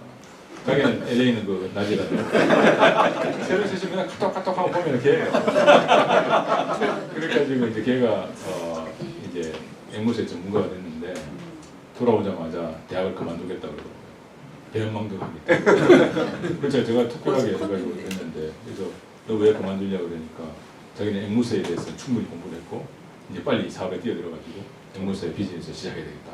그래서 내가 화가 나가지고 야이 하려다가 가만히 보니까 빌 게이츠도 학교를 그만뒀고 스티브 잡스도 그만두지 않습니까? 얘도 가능성이 있겠다 해서 얘를 그만두게 했습니다. 근데 요새 얼마나 잘 나가는지 몰라요. 그 앵무새 카페를 만들어가지고요. 지금 전국에 지금 체인을 만들어놨습니다. 그래서 지금 연 매출이 한 300억인가 뭐 이래야 돼요. 이런 애가 탄생을 하거든요. 이런 학생들이 정말 보석 같은 애들이 지방대학에 재학을 하고 있다는 겁니다. 이 애들을 잘 밀어주면 그 지역에 정착을 하면서 경제를 활동을 하는 이런 인재들이 나오기 때문에 이런 보석 같은 지방대를 키워야 될 필요가 있다. 저는 그런 생각이 듭니다. 그 지역 대학은 또 지역 사회에 사랑방 같은 역할을 합니다. 그래서 지역 사회에 공헌도 많이 하고 또 봉사도 하고 이런 여러 가지 활동을 많이 하는데 이런 부분에 있어서 지역 대학의 역할이 굉장히 중요하다 이렇게 생각합니다. 다음 페이지. 그래서 얘가 신문에 났어요. 동아일보에. 네, 다음 페이지. 다음 페이지. 네. 일본 같은 경우도 사립대학교가 76.5%라 해서 거의 사립대학가 고등교육을 많이 이렇게 담당을 하고 있습니다. 그런데 일본에서는 사립학교 기능조성법을 제정을 해가지고 대학 수익금에 해당하는 한 10% 정도의 돈을 경상비로 지급을 하고 있습니다. 국가에서 아무 조건 없이 경상비를 지원을 하고 있습니다. 그렇게 하니까 일본에 있는 지역에 있는 조그만 대학들이 다 살아갈 수 있도록 되어 있고 거기에 인재들이 남아서 그 지역에 남을 수 있는 그런 발판을 만들어줬다는 것이죠. 그리고 뭐 이렇게 그 근학 이념 같은 것을 또 중요시하는 그런 제도도 마련해가지고 대학 평가할 때 획일적으로 이렇게 하는 것이 아니라 각 대학의 사정에 맞게 그런 평가를 해서 또 하는 그런 제도를 또 하고 있는 것이 우리랑 다르다는 것을 말씀드리겠습니다. 네, 그 다음 페이지. 네, 그 다음 페이지. 그리고 미국 같은 경우는 완전히 이제 자유로운 나라 아닙니까? 제가 미국에 있는 자매 대학에 가서 학교 자랑을 합니다. 우리 학교는 뭐 정부에서 무슨 사고를 따고 무슨 사고를 따고 무슨 사고를 따서 지금 작년에 이만큼 따가지고 이렇게 했다 이렇게 하니까 그 미국의 사립대학 자매대학 총장이 저를 쭉 쳐다보더라고요. 그러니 너 대학은 사립대학 아니냐 이러더라고요. 그게 무슨 말이냐면 사립대학인데 왜 정부의 도움을 받아가지고 이렇게 반갑게 생각하고 즐겁게 생각하느냐. 나는 그거 안 좋은 거라고 생각한다 이러더라고요. 제가 뜨끔했어요. 아 내가 그런 걸 잃어버리고 있었구나. 사립대학이라는 것은 근학 이념에 맞는 그런 인재를 육성하는 것이 사립대학 아닙니까? 정부에서 돈이 들어오는 순간 통제가 들어오고 또 감시가 들어오고 여러 가지가 자기가 하고 싶은 걸 못하는 그런 거거든요. 그러니까 앞으로 우리 사립대학도 정부에 의존하는 그런 것을 버려야 될 때는 반드시 있어야 된다고 생각합니다. 근데 지금 상황은 힘들어요. 왜냐하면 15년 동안 등록금 등교를 해가지고 피폐하게 만들어놨기 때문에 당분간은 그 어포머티브 액션이라는 이런 제도를 도입을 해가지고 보존할 때까지 보존을 또 해줘야 된다고 이렇게 생각합니다. 그리고 미국의 아이비리그 대학 보시면은 거의 대학들이 다 시골에 있습니다. 시골에. 우리나라는 다 서울에 있지만 다 시골에 있어요. 아주 도배산골에. 저희 코넬 대학 한번 가보니까 진짜 차를 타고 그냥 한 4시간 가도 그냥 소밖에 없는 곳에 그냥 학교가 있더라고요. 그런데도 그 명문대학으로서 하고 있지 않습니까? 우리하고 상당히 생각이 다른 것 같습니다. 그 다음 페이지. 그리고 미국에는 또 해외에는 또 이렇게 많은 다양한 종류의 학교들이 많이 있습니다. 일본 같은 경우에도 for profit 영리 대학이 있어요. 주식회사 대학이 있습니다. 제가 이 대학을 방문했거든요. 일본에 그 아키하바라 동경에 있는 아키하바라에 있는데 디지털 할리우드 대학이라고 있어요. 근데 그 대학에서 총장이 나오길 기다렸는데 총장이 안 나오고 이런 사람이 나오더라고요. 그래서 아니 당신이 아니고 총장을 좀 기다리고 있다는데 자기가 총장이라고 이렇게 생겼어요. 이래가지고 막 자유로운 사람. 그래서 아주 요새 좀 아주 그냥 그 성장이 빠른 그런 대학으로 되어 있고요. 그다음에 미국의 디지펜 대학도 아주 잘 나가는 대학인데 for profit 대학입니다. 그다음 자유자재형 대학이 있어요. 예를 들면 풀세일 대학이라고 여러분 잘 못 들어보셨겠지만 미국 플로리다에 가면 이 대학이 있습니다. 이 대학은 스티브 잡스가 살아있을 때 The Most Innovative University 가장 혁신된 대학이다 이렇게 해서 상을 받았어요. 이 대학은 어떤 대학이냐면요 매월 1일 날이 입학식이에요. 졸업식이에요. 졸업식. 그러니까 아무 때나 들어와서 아무 때나 학점을 따면 나갈 수 있는 거예요. 그러니까 매달 1일 날이 졸업식 날입니다. 그리고 24시간 수업을 해요. 새벽 2시 수업이 있고 새벽 3시 수업이 있고 그래서 일을 하다가 6시에 이제 그 일을 마치면 뭐 저녁 먹고 그다음에 뭐 여러 가지 하다가 새벽 2시에 수업을 가는 거예요. 새벽 2시 수업하고 뭐 이렇게 하는 이런 식의 하는 이런 대학입니다. 그다음 미네르바 대학은 여러분 너무 잘 아시니까 생략을 하도록 하겠습니다. 이렇게 다양한 대학이 있고 다양한 것을 추구하는 학생들이 다양한 대학을 찾아서 이렇게 다니고 있습니다. 우리도 이제 선진국이 되었기 때문에 이 다양성을 좀 인정을 하면서 학생들이 이 메뉴판이 많아야 돼요. 나는 이런 걸 하고 싶은데 만약 앵무새를 하고 싶으면 앵무새에 맞는 학교에 가면 되고요. 그렇죠. 앵무새가 꼭 공부 잘할 필요가 있습니까? 학교 성적이 좋을 필요가 있습니까? 그렇지 않잖아요. 그렇게 다양한 형태의 것들이 필요하다고 생각합니다. 네, 다음 페이지. 네, 이제 다 끝나갑니다. 그래서 제언을 몇 가지만 말씀드리겠습니다. 첫째는 우리가 사회 운동을 좀 벌여야 돼요. 이게 결국은 우리 정서를 바꿔야 됩니다. 아까 말씀드렸던 이 문화적인 정서적인 요인을 탈바꿈하지 않으면 계속해서 이 개발도상국적인 그런 발상에서 머무르면서 대학을 바라보기 때문에 이 대학이 발전을 할 수 있는 가능성이 없다는 것이고요. 그 다음에 똑같은 이야기지만 교육에 대한 선진국 멘탈리티로 전환이 기념하다고 생각합니다. 그리고 제발 교육 부문에 있었을만큼은 정치가 좀 배제가 됐으면 좋겠다 이런 생각을 가집니다. 그 다음에 자유의 개념을 좀 이렇게 고치를 해서 이 자유가 얼마나 중요하다는 것을 알아야 국가주의가 함부로 이 민간 영역에 침범을 못한다고 이렇게 생각하고요. 그 다음에 당분간은 이 고등교육 정책 실패에 대한 국가 보전 기간이 필요하다고 생각합니다. 그렇게 해서 당분간은 좀 보전을 해서 도와주되 어느 시점에 가서는 사립대학은 독립할 수 있는 그런 길을 열어줘야 된다고 생각합니다. 이제 마지막 페이지입니다. 그리고 그 지방대학을 우리가 인구정책적, 또 국가균형발전적, 지방소멸 방지적 측면에서 당분간은 좀 지원을 해야 된다 이렇게 봅니다. 그래서 아주 지역에 조그만 대학들이 많이 있습니다. 정말 500명 규모, 300명 규모 이런 대학들이 있어요. 이런 대학 가면 정말 열심히 하고 있습니다. 정말 이 서울에 앉아서는 그 500명 규모 그 시골 산골에 있는 대학 그거 만들 필요하겠냐, 인구도 없는데 없애버리지 이러지만 그렇지 않습니다. 가보면 정말 열심히 하고 있고요. 정말 보석 같은 애들이 많이 있고 열심히 하고 있습니다. 그런 대학들을 육성을 해줘야, 도와줘야 그 지역이 소멸하지 않는다는 것을 저는 강조를 하고 싶습니다. 그리고 우리가 혁신대학 모델을 이제 하기 위해서는 과감하게 규제를 완화해야 됩니다. 최근에 윤석열 정부가 들어서서 이주호 총리께서 과감하게 월드 클래스 수준의 규제 완화를 하겠다고 했습니다. 기대가 굉장히 큽니다. 대학들은.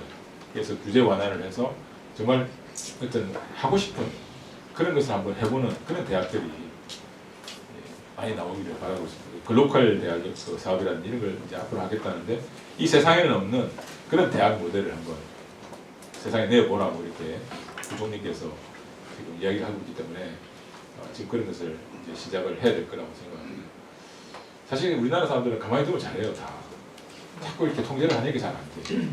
그래서 우리 학생 우리 보면은 저기 세계적으로 나가서 성공하는 케이스가 얼마나 BTS도 보면 한국에서 그렇게 성공을 못하다가 해외 나가서 대박을 터뜨렸지 않습니까? 한국 대학도 마찬가지입니다. 그냥 놔두면 다 잘알아서 잘합니다. 통제 시대는 이제 갔다고 생각하고 그런데 이제 마지막으로는 한계 대학이 있습니다. 이제 경영이 완전히 어려워서 힘들어서 이제 할 의지도 없는 그런 대학도 있어요. 근데 그런 대학들에게는 대출을 할 수 있는 나갈 수 있는 길을 또 열어주는 제도를 마련하는 것이 중요하다 이렇게 생각해서 몇 가지 제언을 하면서 제 발표를 마치도록 하겠습니다. 네, 고맙습니다.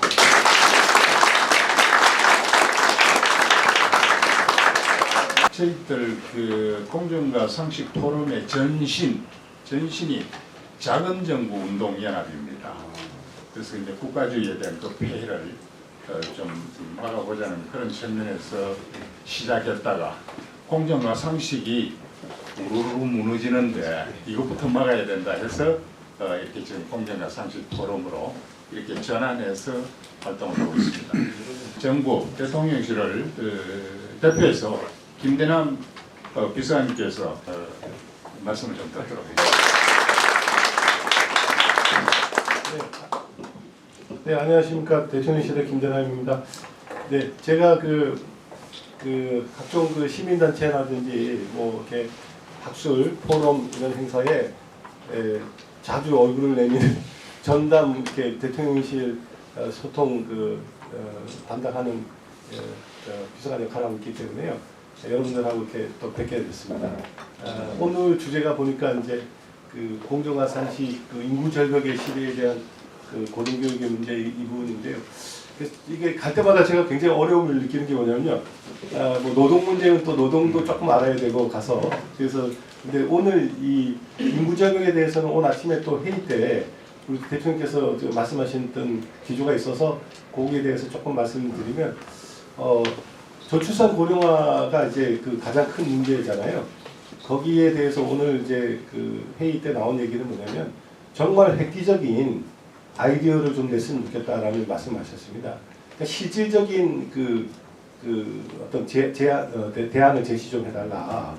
그래서 그런 이유가 뭐냐면 이제 저출산 고령화를 위해서 이제 쓴 돈이 1년에 한 260조 정도를 썼다고 합니다. 이렇게 총 우지까지 1년에 근데 260조를 썼는데 우리 매년 태어나는 아이가 25만 명이라고 합니다. 그러면 25만 명을 1억씩을 준다고 하면 애 나올 때마다 그냥 애 나오면 1억 그냥 줄게 이러면 그렇게 줘도 25조밖에 안 된답니다. 예. 그러니까 지금 애 나오면 1억 준다면 그거 좀 솔깃하지 않습니까? 예. 그냥 뭐 쓸데없이 무슨 공공 임대 아파트에 뭘 주고 답답하게 이런 거보다는 정말 딱 똑 떨어지는 거를 혜택을 제안을 하든지 뭐 이렇게 얘기가 이제 나왔습니다. 그래서 그런 부분에 대해서 이제 기조가 이제 정말 중요한 이제 학교 사립대학교도 지금 학생들이 없어서 뭐 그런 얘기도 나오고 그래서 굉장히 심각하다고 저희도 받아들이고 있고요. 그래서 열심히 그 문제에 대해서 지금 많은 논의를 하고 있는 중에 있습니다. 아울러서 또 제가 조금 듣다 보니까 잠깐 늦게라도 왔는데 BTS 얘기 나와서 잠깐 비슷한 얘기를 말씀드리면 얼마 전에 이제 국가대표 선수들을 출신 선수들을 우리 대통령실을 초대해서 간담회를 한 적이 있었는데요.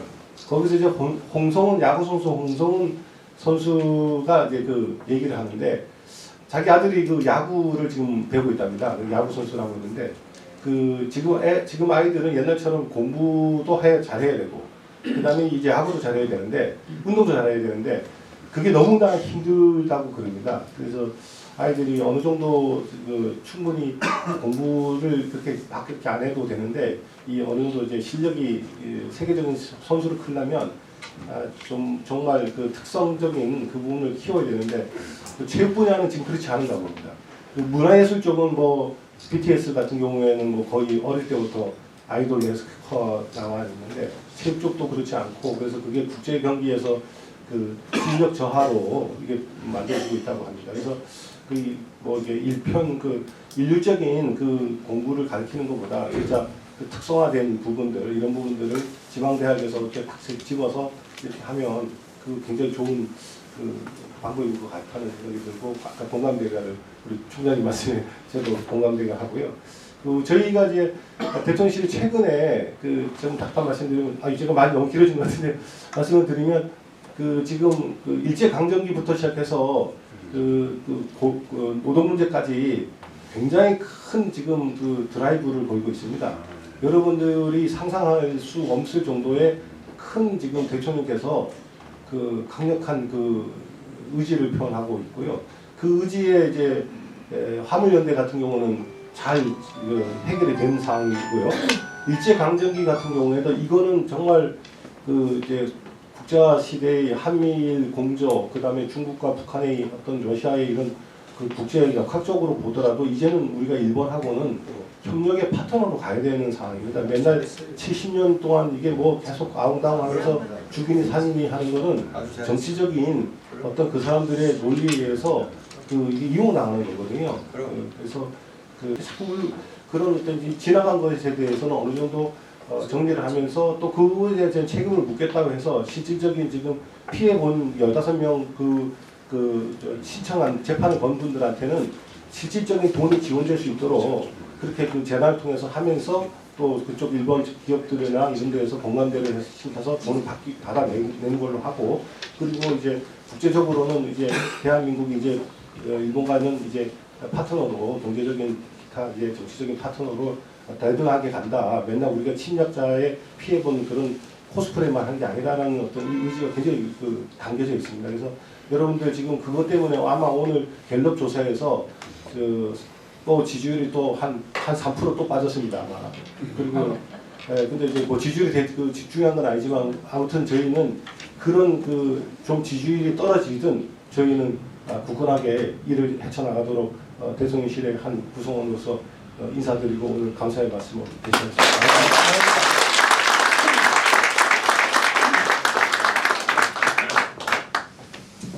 우선 예, 우리 총영사님, 예, 마이크 제걸 드리겠습니다. 제가 앉아 있을 시간이 없지만. 안녕하십니까. 저는 옛날에 중국에서 총영사했던 이강욱 전 주시한 총영사입니다. 잘 들리나요? 예. 저 장재국 총장님 제가 상하이에서 근무할 때 오셨어요. 제가 행사 때 제가 스피치도 해주고 그랬는데 오늘 다른 것보다는 인구 절벽에 대해서 좀 솔직하게 좀 말씀을 드리려고요. 그러니까 우리 사회가 지금 인구가 엄청난 위기인데 솔직하지 않아요. 우리 사회는. 솔직하게 이야기를 해야 처방이 나오는데 우리 200조 뭐 투자했다는 솔직하지 못해서 그렇게 투자했나 아무 효과가 없거든요. 결혼을 안 하기 때문에 아기가 안 생기고 그래서 여러 가지 사회 여건이 결혼이 안 되기 때문에 아기가 없는 거예요. 거기부터 출발해야 된다는 것이고 제가 미국에서 근무할 때 UCSD에서 이제 공부를 한 적이 있었거든요. 대학생들이 학생들을 업고서 공부하는 학생들이 많아요. 여대생들이. 우리 사회가 그걸 받아들여야 된다는 것이죠. 처음에 이상했거든요. 근데 이게 정상적인 사회. 두 번째는 뭐냐면 우리 안타까운 이야기가 많이 나와요. 화장실에서 아기를 버렸다, 죽었다. 왜 버려야 됩니까 이게? 사회가 받아들여야 돼요 그걸. 죽이면 안 되는 거예요. 세 번째, 최근에 태국에서 중고등학생들이 임신했을 때 그걸 전학을 보낸다든가 퇴학을 시키면 안 된다 규정을 만들었어요. 중고등학생이 임신을 해도 그 학생들이 당당하게 키우게 만들어야 된다는 것이죠. 그렇죠?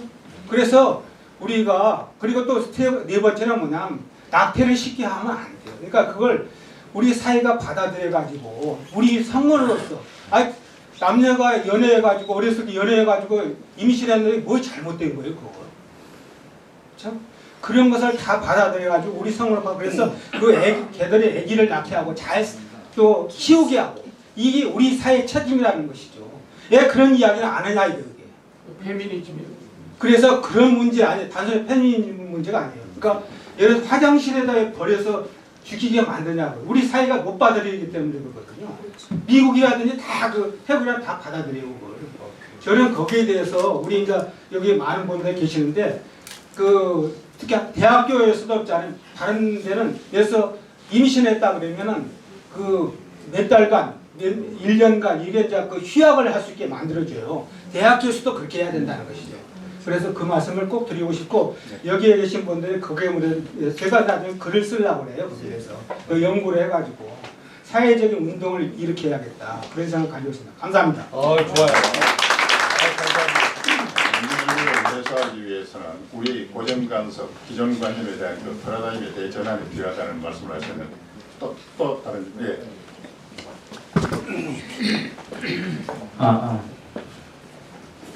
저는 교육행정공무원으로 38년 근무를 했고요. 제가 총장의 말씀을 들어보니까 공감되는 부분도 있고 몇 가지 말씀을 드리지 않을 수 없을 것 같습니다. 제가 우리 장 총장님 선친이 총장할 때에 재정지원 담당을 했어요. 그때 가서 보니까 너무나 천편일적으로 돈을 나눠주는데 규모와 관계없이 하니까 서울대, 연대고래 좋은 대학만 다 분익빈이에요. 그래서 제가 불입표를 했어요. 정원을 10,000명 이상, 5,000에서 10,000명, 5,000명 이하.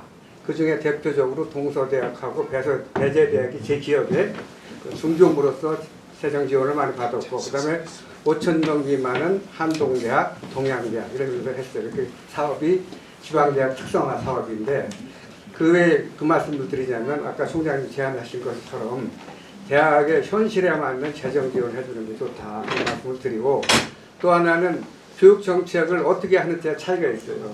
제가 서기관 때 노무현 대통령이 울산에 국립대학을 지라고 하시는데 대학을 없애야 되는데 질 수 없잖아요. 근데 대통령 공약을 공무원이 안 들을 수 없잖아요. 그래서 짜낸 것이 법인대학을 만드는 거예요. 그건 성공을 했습니다. 그래서 20여일 만에 다행인 것은 정몽준 의원이 사립대학을 하면서도 동의를 해줬는데 그 바람에 울산대학도 동반 성장이 됐어요. 그러면서 지금은 그게 성공이 돼서 유니스트로 바뀌었고 서울대학, 인천대학이 법인대학이 된 거예요. 그것처럼 교육정책을 바꿔야 되는데 국민들은 교육부 잘못하는 사실은 대학이 더 잘못했다고 합니다. 교육정책에 수립의 기전을 깔아주는 대학 교수님들이에요. 같이 공동체입니다. 그런데 제가 제안하고 싶은 건 아까 말씀하신 것처럼 고등교육에 실패해야 될 그 기간보다는 고등교육에서 인력을 배출하면 기업에서 쓰잖아요. 그럼 기업에서 맞춤형 인재를 길러내도록 하는 조건을 붙여서 기업이 대학이 맞는 인력을 배출 못하니까 재교육 들어가는 돈이 상당히 들어가요. 기업에서. 그 돈의 일부를 교육 기부를 하도록 법적 규정을 만들면 될 것 같고 그 다음에 마지막에 제안하신 그 청산법이 국회에 가서 아직 안 됐는데 퇴출하고자 하는 대학은 설립할 때는 대부분의 지역에서 땅을 주고 해서 대학을 설립을 했어요. 그래도 고산을 했기 때문에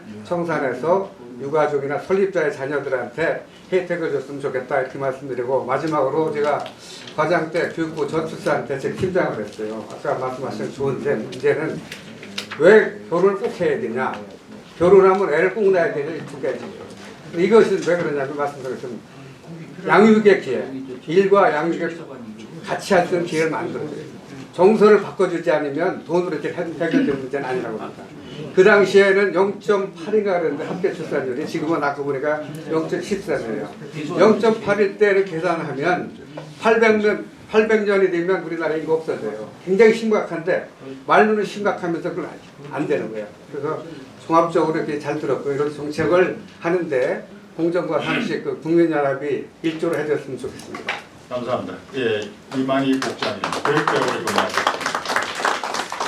이점에서 총장님 말씀을 한번 인수전력 문제 해소 방안하고 지금 대학에서 이 정책에 관한 네, 김영사님 말씀하신 거 아주 제가 100% 찬성을 하고요.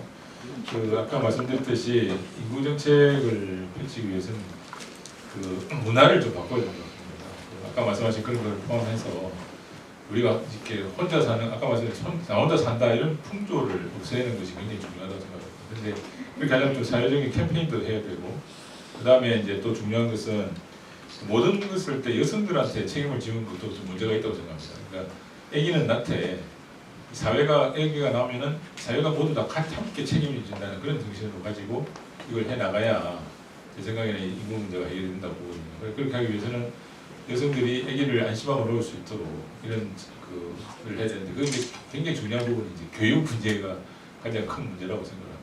워낙 그 사교육비가 많이 들고 아기 하나 키운다는 것이 엄청난 고통이 따르기 때문에 그 부분에서 그 고리를 찾아야 되기 때문에 우리가 그런 부분에 있어서 제도적인 어떻게 할 것인가 좀 고민을 많이 해야 된다고 생각합니다. 그래서 그런 부분이 있고요. 그다음에 이제 지방대에서 이제 그 나와서 취업 관련 아까 말씀을 이제 우리 이만희 국장님께서 말씀하셨는데 또 이런 문제가 있습니다. 그 지역에는 또 우리 지역 학생들이 가고 싶어하는 그런 직장이 많이 없어요.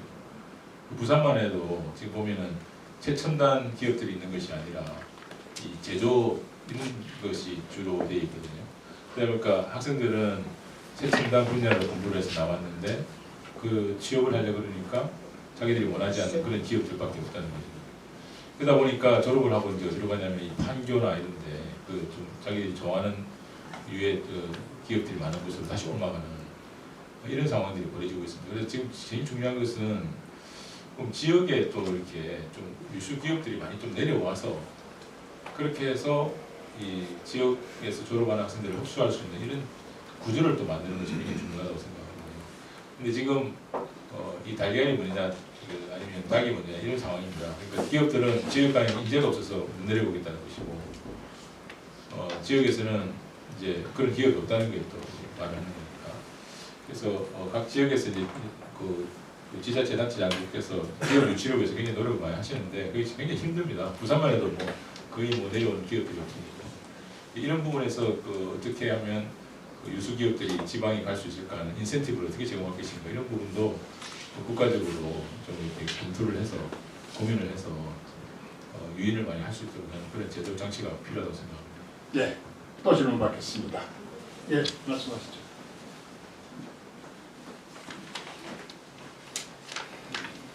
안녕하십니까. 저는 10년 동안은 대학교에서 법학과 강사를 했고 한 4년 정도는 울산 국립과학기술원에 박사정관을 했습니다. 그래서 제가 총장님께 질문드리고 싶은 거는 아까 지방대학 폄훼하고 그다음에 이제 학교 출산율 두 가지에 대해서 제가 질문을 할 것인데 첫째 이제 지방대학이 지자대라고 굉장히 폄훼를 했는데 제가 알기로는 그 과학기술원은 몽땅 다 지방에 있습니다. 진짜 좋은 대학은 다 지방에 있습니다. 카이스트, 유니스트, G스트, 포스텍, 그다음에 디지스트 몽땅 다 지방에 있습니다.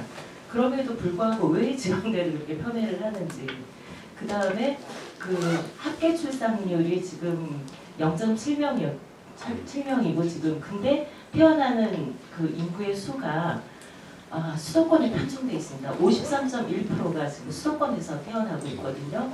그러면 그것이 계속 이어질 거라는 생각이 듭니다. 초중고나 대학생도 53.1%가 수도권에서 대학을 갈 것이고 그러면 이제 지방은 점점 공동화가 일어나겠죠. 그러니까 제 생각에는 지방에 그런 좋은 대학이 많아서 지방에 좋은 일자리가 있다면 그쪽으로 인구가 좀 분산이 되면서 지방도 활성화되고 또 대학도 좀 더 발전하지 않을까 그런 생각이 듭니다. 그리고 이제 제가 그 애 셋을 낳고 직장을 다닌 장모인이거든요. 근데 저희 세대 때는 그렇게 저희는 지금처럼 그 육아를 사회에서 맡아주고 그렇지 않고 개인의 문제였습니다. 그럼에도 불구하고 아이를 많이 양육을 하고 그리고 아이를 키웠는데 아이를 양육하는데 큰 돈이 들었다는 생각은 저는 하지 않습니다. 양육하는 방법이겠죠. 사교육은 시켜도 되고 안 시켜도 됩니다. 근데 공교육은 반드시 시켜야 되거든요. 근데 학교만 열심히 다녀도 그렇게 그 대학을 진학을 하거나 교육하는데 큰 문제가 없는데 저는 우리나라의 공교육을 적극적으로 신뢰를 합니다. 우리나라 선생님들도 굉장히 훌륭하시고 공교육도 잘 돼 있다라고 저는 생각을 합니다. 네, 이상입니다. 예, 감사합니다. 선배 바로 네, 아주 좋은 말씀을 하셨는데요. 우리나라 사실 공교육이 있어도 뭐 상당히 잘 돼 있다고 봅니다. 그런데 아시다시피 사교육 시장이 지금 워낙 활기를 치고 있고요. 근데 이제 요새는 또 이제 어떤 현상이 생기냐면 일타 강사가 있습니다. 일타 강사. 그래서 아주 우수한 그 일타 강사들이 그 전국적인 유명세를 타고 있는데 그 코로나 전에는 그 부산에 있는 강원 학원들로 일타 강사들이 많이 있었어요. 근데 코로나 시대를 맞고 온라인으로 그 종로 학원이라든지 이런 그 서울에 있는 좋은 그 학원하고 연결해서 이렇게 수업을 받다 보니까 부산의 일타 강사하고 서울의 일타 강사하고 차이가 더 나는 거예요. 그러다 보니까 부산에 있는 학원에 안 가기 시작했어요. 전부 다 이제 온라인으로 연결해가지고 서울에 있는 일타 강사들한테 수업을 듣고 이런 현상들이 일어나고 있거든요. 근데 저는 사교육 시장이 왜 이렇게 늘어나고 이렇게 26조라는 엄청난 돈을 갖다 투자를 하게 되냐면은 저는 이렇게 생각합니다. 그 대학이 그 자기들이 뽑고 싶은 인재를 뽑지 않고 뭐 뽑게 돼 있지 않습니까? 그냥 일률적으로 국가가 정한 어떤 그 것으로 일률적인 획일적인 입시 사정을 하기 때문에 거기에 맞추려 하다 보니까 점수를 올려야 되고 점수를 올리다 보니까 사교육이 필요하고 이렇게 해서 이제 계속해서 자연스러워 보거든요. 저는 이제 우리나라도 좀 입시는 그 대학들한테 맡겨두면 된다고 생각합니다. 대학에 맡겨놓으면 우리 학교는 이런 학생을 뽑는다. 우리 학교는 사교육을 받는 학생들이 냄새가 나는 안 뽑는다. 이렇게 해야 되든지 이렇게 해서 각자 다르게 이렇게 입시 사정을 하면은 저는 이런 사교육 시장도 사그라든다고 생각하거든요. 그래서 좀 이제는 이제 좀 그 아까 계속해서 제가 이제 강조하는 것이 이 개발도상국적인 발상에서 벗어나서 좀 선진국적인 발상을 하면 그런 다양성을 또 이렇게 포용할 수 있는 그런 폭이 좀 생긴다고 생각을 합니다. 그리고 이제 아까 말씀하신 지방에 좋은 그 과학기술대학들은 다 지방에 있죠. 근데 그거 보시면 교육부 소속이 아니에요, 다. 저 과기부 소속입니다. 그래서 죄송합니다, 이만희 정치인데. 근데 그 기준이 좀 다르고요. 그다음에 그 전폭적인 또 국가의 지원이 있고 또 우수 교수들을 또 이렇게 거기다가 이제 모시고 계시니까 그 학교들이 굉장히 경쟁이 있고 학생들이 몰리는 것 같거든요. 그래서 저는 좋은 대학이 지방에 많을수록 지방의 젊은이들이 남는다고 이렇게 생각합니다. 그래서 지방대 육성이 좀 중요하다 이렇게 생각합니다. 예, 지금 오늘 오신 강사님은 부산 내려가셔야 되거든요. 정확하게 5시에 끝내겠습니다. 우리 정유진 박사 간단하게 질문해 주십사 있으십니다. 저는 세 가지 질문이 있습니다. 지표 컨설팅의 정유진 대표입니다. 저는 외모 삼천지교 때문에 그 창원에서 남편을 시어머니한테 맡겨놓고 제주동으로 아들 둘 데리고 용감하게 올라온 사람입니다. 근데 제가 지금 한 3가지 정도 총장님께 말씀드리려고 합니다. 왜냐하면 총장님께서 제가 좋은 소식이 있다고 들었기 때문에 협회 장을 하신다고 말씀드렸기 때문에 저는 아들 둘인데요. 딱 3가지를 좀 청구를 드리고 싶은데 아이들을 왜 안 낳느냐, 여기 젊은 분들 좀 몇 명 있는데 교육비 때문이다. 쉽게 그렇게 얘기합니다. 그렇다면 그 고리를 풀 수 있는 거는 총장님께서 말씀하신 사교육비다. 또 사교육비다. 또 사교육비다. 그러면 하나라도 풀어보자. 3월에 입학하는 거를 왜 고집할 수밖에 없느냐. 9월 달에 입학을 한번 해보자. 한 가지라도 제대로 해보자. 우리가 이 매듭을 한 개라도 풀지 않는 상태에서 인구 절벽을 계속 얘기한다는 건 좀 안타까운 일이다 라고 저는 생각합니다. 아까 말씀하셨듯이 총장님께서 매월 1일날 졸업하는 학교가 있다. 저는 굉장히 고무적으로 생각합니다. 요즘에 이제 챗 GPT가 나와 있기 때문에 너 찾아라. 질문 뭐 할 건데. 그게 제일 중요하다고 생각합니다. 이미 교육은 전 세계로 묶여 있습니다. 앞으로 저는 하버드대나 MIT나 이런 유수한 대학들이 물론 조지 워싱턴대 이런 대학들이 문호를 다 개방해서 교육을 받을 수 있는 시대가 올 거라고 저는 감히 예단합니다.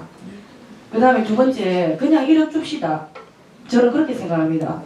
국민한테 왜 애기를 낳으면 1억을 주게 되면 저는 아들 둘 낳을 때 정말 월세방에 살았습니다. 지금은 남들이 다 부러워하는 강남에 살고 있지만 월세를 살고 있는 저 입장으로서 아들 둘 낳는 건 굉장히 힘든 고통이었습니다. 그런데 그렇게 아무런 도움도 없이 여기까지 왔기 때문에 이제 졸업도 그렇게 한다는 것뿐 아니라 일단은 우리가 뭐라도 한 가지를 시작을 해보자는 겁니다. 예, 그 다음에 또 한 가지 1억을 줄 때 국가도 다 장사입니다. 제가 1억을 줬는데 1억을 거둬들일 수 있느냐? 저는 있다고 봅니다. 세금을 내니까요. 그 아이가. 그 다음에 3번째, 출산을 해서 학교를 다니는 여성분들 6월이나 9월에 입학을 하거나 졸업을 하게 된다면 굉장히 좀 경직된 사회에서 좀 어떻게 될 수가 있다. 그 다음에 특히 군대 가는 아이들, 전 아들 둘이라 더한데 군대 갈 때 너무 갭이 많습니다. 바로바로 갈 수 있고 바로바로 나올 수 있어야 되는데 6월, 9월이 딱 정해져 있기 때문에 굉장히 로스가 많다. 이 학생들은 바로바로 갈 수 있는데 의사나 변호사나 판사는 다 마찬가지겠죠. 너무 이 학생들에 비해서 좀 불리한 면이 있다. 그래서 이 학생들은 어떻게 하느냐? 6월, 9월을 입학을 해주면 임신을 했어도 마음대로 학교를 다닐 수 있고 또 교수님 죄송합니다. 한 가지 더 있습니다. 네, 그리고 이제 주거복지 문제입니다. 주거복지에 대해서 3대가 좀 한 집에서 주거할 수 있는 지금 우리 세대 다 며느리하고 사이 보면 전부 다 애기들 봐주러 다 갑니다. 젊을 때는 부모 모시고 지금 이 나이는 이제 애들 보러 가거든요. 그래서 그런 주거를 좀 다양하게 좀 해주시면 도움이 되지 않을까 생각합니다. 예, 감사합니다. 다음 달에는 저도 한번 발전을 하고 싶어요. 부글부글 끓는 게 많아서. 또 질문 더 받겠습니다. 지금 시간이 없어. 우리 바로 그냥 하겠습니다. 한번 길게 하면. 저 대학은 자원 노력이 좀 필요합니다. 2번째, 노동행정부의 전문대학을 전부 종합대학화 시켰는데 전문대학으로 다시 환원시켜서 좀 다양화 시켜주고 취업을 빨리 할 수 있도록 하는 것도 한 방침이라고 생각합니다. 예, 총장. 네, 좋은 말씀 감사합니다. 정부에서 이번에 이제 새로 하는 사업 중에서 글로컬 사업이라는 게 있습니다. 글로컬 사업이라는 것은 뭐냐면 그 대학들이 지금은 존재하지 않는 대학 모델을 한번 제시를 해봐라. 그렇게 해서 그 제시를 해서 그 선정이 되면 그 규제를 다 완화해주겠다 이런 그 사업을 최근에 발표를 했습니다. 그래서 지금 많은 대학들이 지금 새로 그림을 그리고 있는 상황이거든요. 그래서 지금 이제 뭐 규제가 많이 있어서 못하는 게 굉장히 많지만 이 글로컬 사업에 선정이 되는 대학에 대해서는 거의 뭐 모든 규제를 다 풀어주겠다는 그런 사업이기 때문에 아마 그 미네르바 대학 같은 그런 대학이 아마 탄생할 가능성도 굉장히 있다고 생각합니다. 그래서 대학들이 지금 이에 대해서 관심을 굉장히 가지고 지금 그 기획을 하고 있는데 저는 이런 것들이 진짜 필요하다고 생각합니다. 그래서 아까 말씀드린 3월달 입학, 9월달 입학 좀 자유롭게 대학들이 할 수 있도록 하는 그런 시대가 저는 와야 되고 또 올 거라고 생각을 합니다. 그렇게 되면 일반 대중들도 국민들도 그거를 받아들일 수 있는 그런 사고를 뛰어넘는 그런 어떤 포용성이 필요하거든요. 근데 아마 우리는 굉장히 경직된, 특히 고등교육에 대해서는 경직된 사고를 가지고 있기 때문에 그 상식에 안 맞는 것 같이 보이는 그런 것을 제시했을 때 과연 국민들이 거기에 대해서 옹호를 할 수 있을지 이게 대해서 걱정이 좀 있는 부분이 있습니다. 그렇지만 저는 이런 방향은 굉장히 맞다고 생각하고요. 그 다음에 이제 대학도 아까 말씀하셨듯이 그 자구 노력이 필요하다고 생각합니다. 여러 가지 이제 백화점식으로 이렇게 대학을 경영한다든지 또는 대학이 좀 부실하게 경영되고 이런 부분이 있기 때문에 이건 이제 자기 계획을 해서 대학의 자구 노력은 반드시 필요하다고 보고요. 그 전제하에 아까 말씀드렸듯이 대학이 다시 그 경쟁력을 복원할 수 있도록 보증기관은 좀 필요하다 이렇게 생각합니다. 그리고 요즘 이제 전문대하고 이제 일반 대학하고의 경계가 지금 없어졌습니다. 지금 이 일반 전문대학도 보면은 2년제가 있고 3년제가 있고 4년제가 있어요. 그다음에 이제 이제 많은 부분을 전문대학에서 하는 부분을 대학에서 바뀌어서 가는 게 굉장히 많이 있습니다. 예를 들어서 이제 반려학과 같은 거, 그래서 반려 애완견 다루는 그런 걸 원래는 대학 전문대학에서 하는 건데 하도 이제 대학이 안 되다 보니 4년제 대학에서 이제 애견학과를 만들어가지고 다 뺏어먹었어요. 근데 이제 또 잘 돼요. 또 4년제에서 하면 그런 사람들이 몰리고 있다 보니까 전문대학에서 불만이 굉장히 많고 그 전문대학에서 만드는 전문대학의 설립에 어떤 취지가 있을 텐데 그런 부분이 이제 상당히 무너지고 있어서 안타까운데 그런 부분도 정리가 좀 필요하다고 생각합니다. 네, 현 이상입니다. 예, 감사합니다. 마침 저 시간이 2분 빠르네요. 한 분만 더 받도록 하겠습니다. 질문 어떠십니까? 예, 존경하는 우리 장 총장님께서 정말 부산에서 오셨는데 이 비행기 떨구면은 그 돈을 물어낼 재정 사정이 정말 그런 이야기가 있습니다. 대학의 공기는 자유롭다. 교육의 독립을 위해서는 교육의 자치, 자주, 자립, 자율 이런 것이 전제가 돼야 되는데 그러기 위해서는 국가주의 그런 어떤 방향은 좀 문제가 있다. 그래서 우리 중학교 때 배웠습니까? 악화가 양화를 밀어낸다, 구축한다. 그처럼 사교육이 공교육을 쫓아내거나 밀어내는 그 사회를 방치하면서 우리는 선진국이다라고 이야기하기에는 좀 어렵지 않을까. 모든 문제는 저희들에게 있습니다. 나에게 있어요. 지금 대입 문제만 해결하면은 영유아 교육부터 실부 교육까지 상당 부분이 해소되고 그 다음에 인구 절벽 문제도 상당 부분 해소될 것이다라는 동키호테적 말씀을 결론으로 드리면서 오늘 행사는 여기에서 마치도록 하겠습니다. 감사합니다.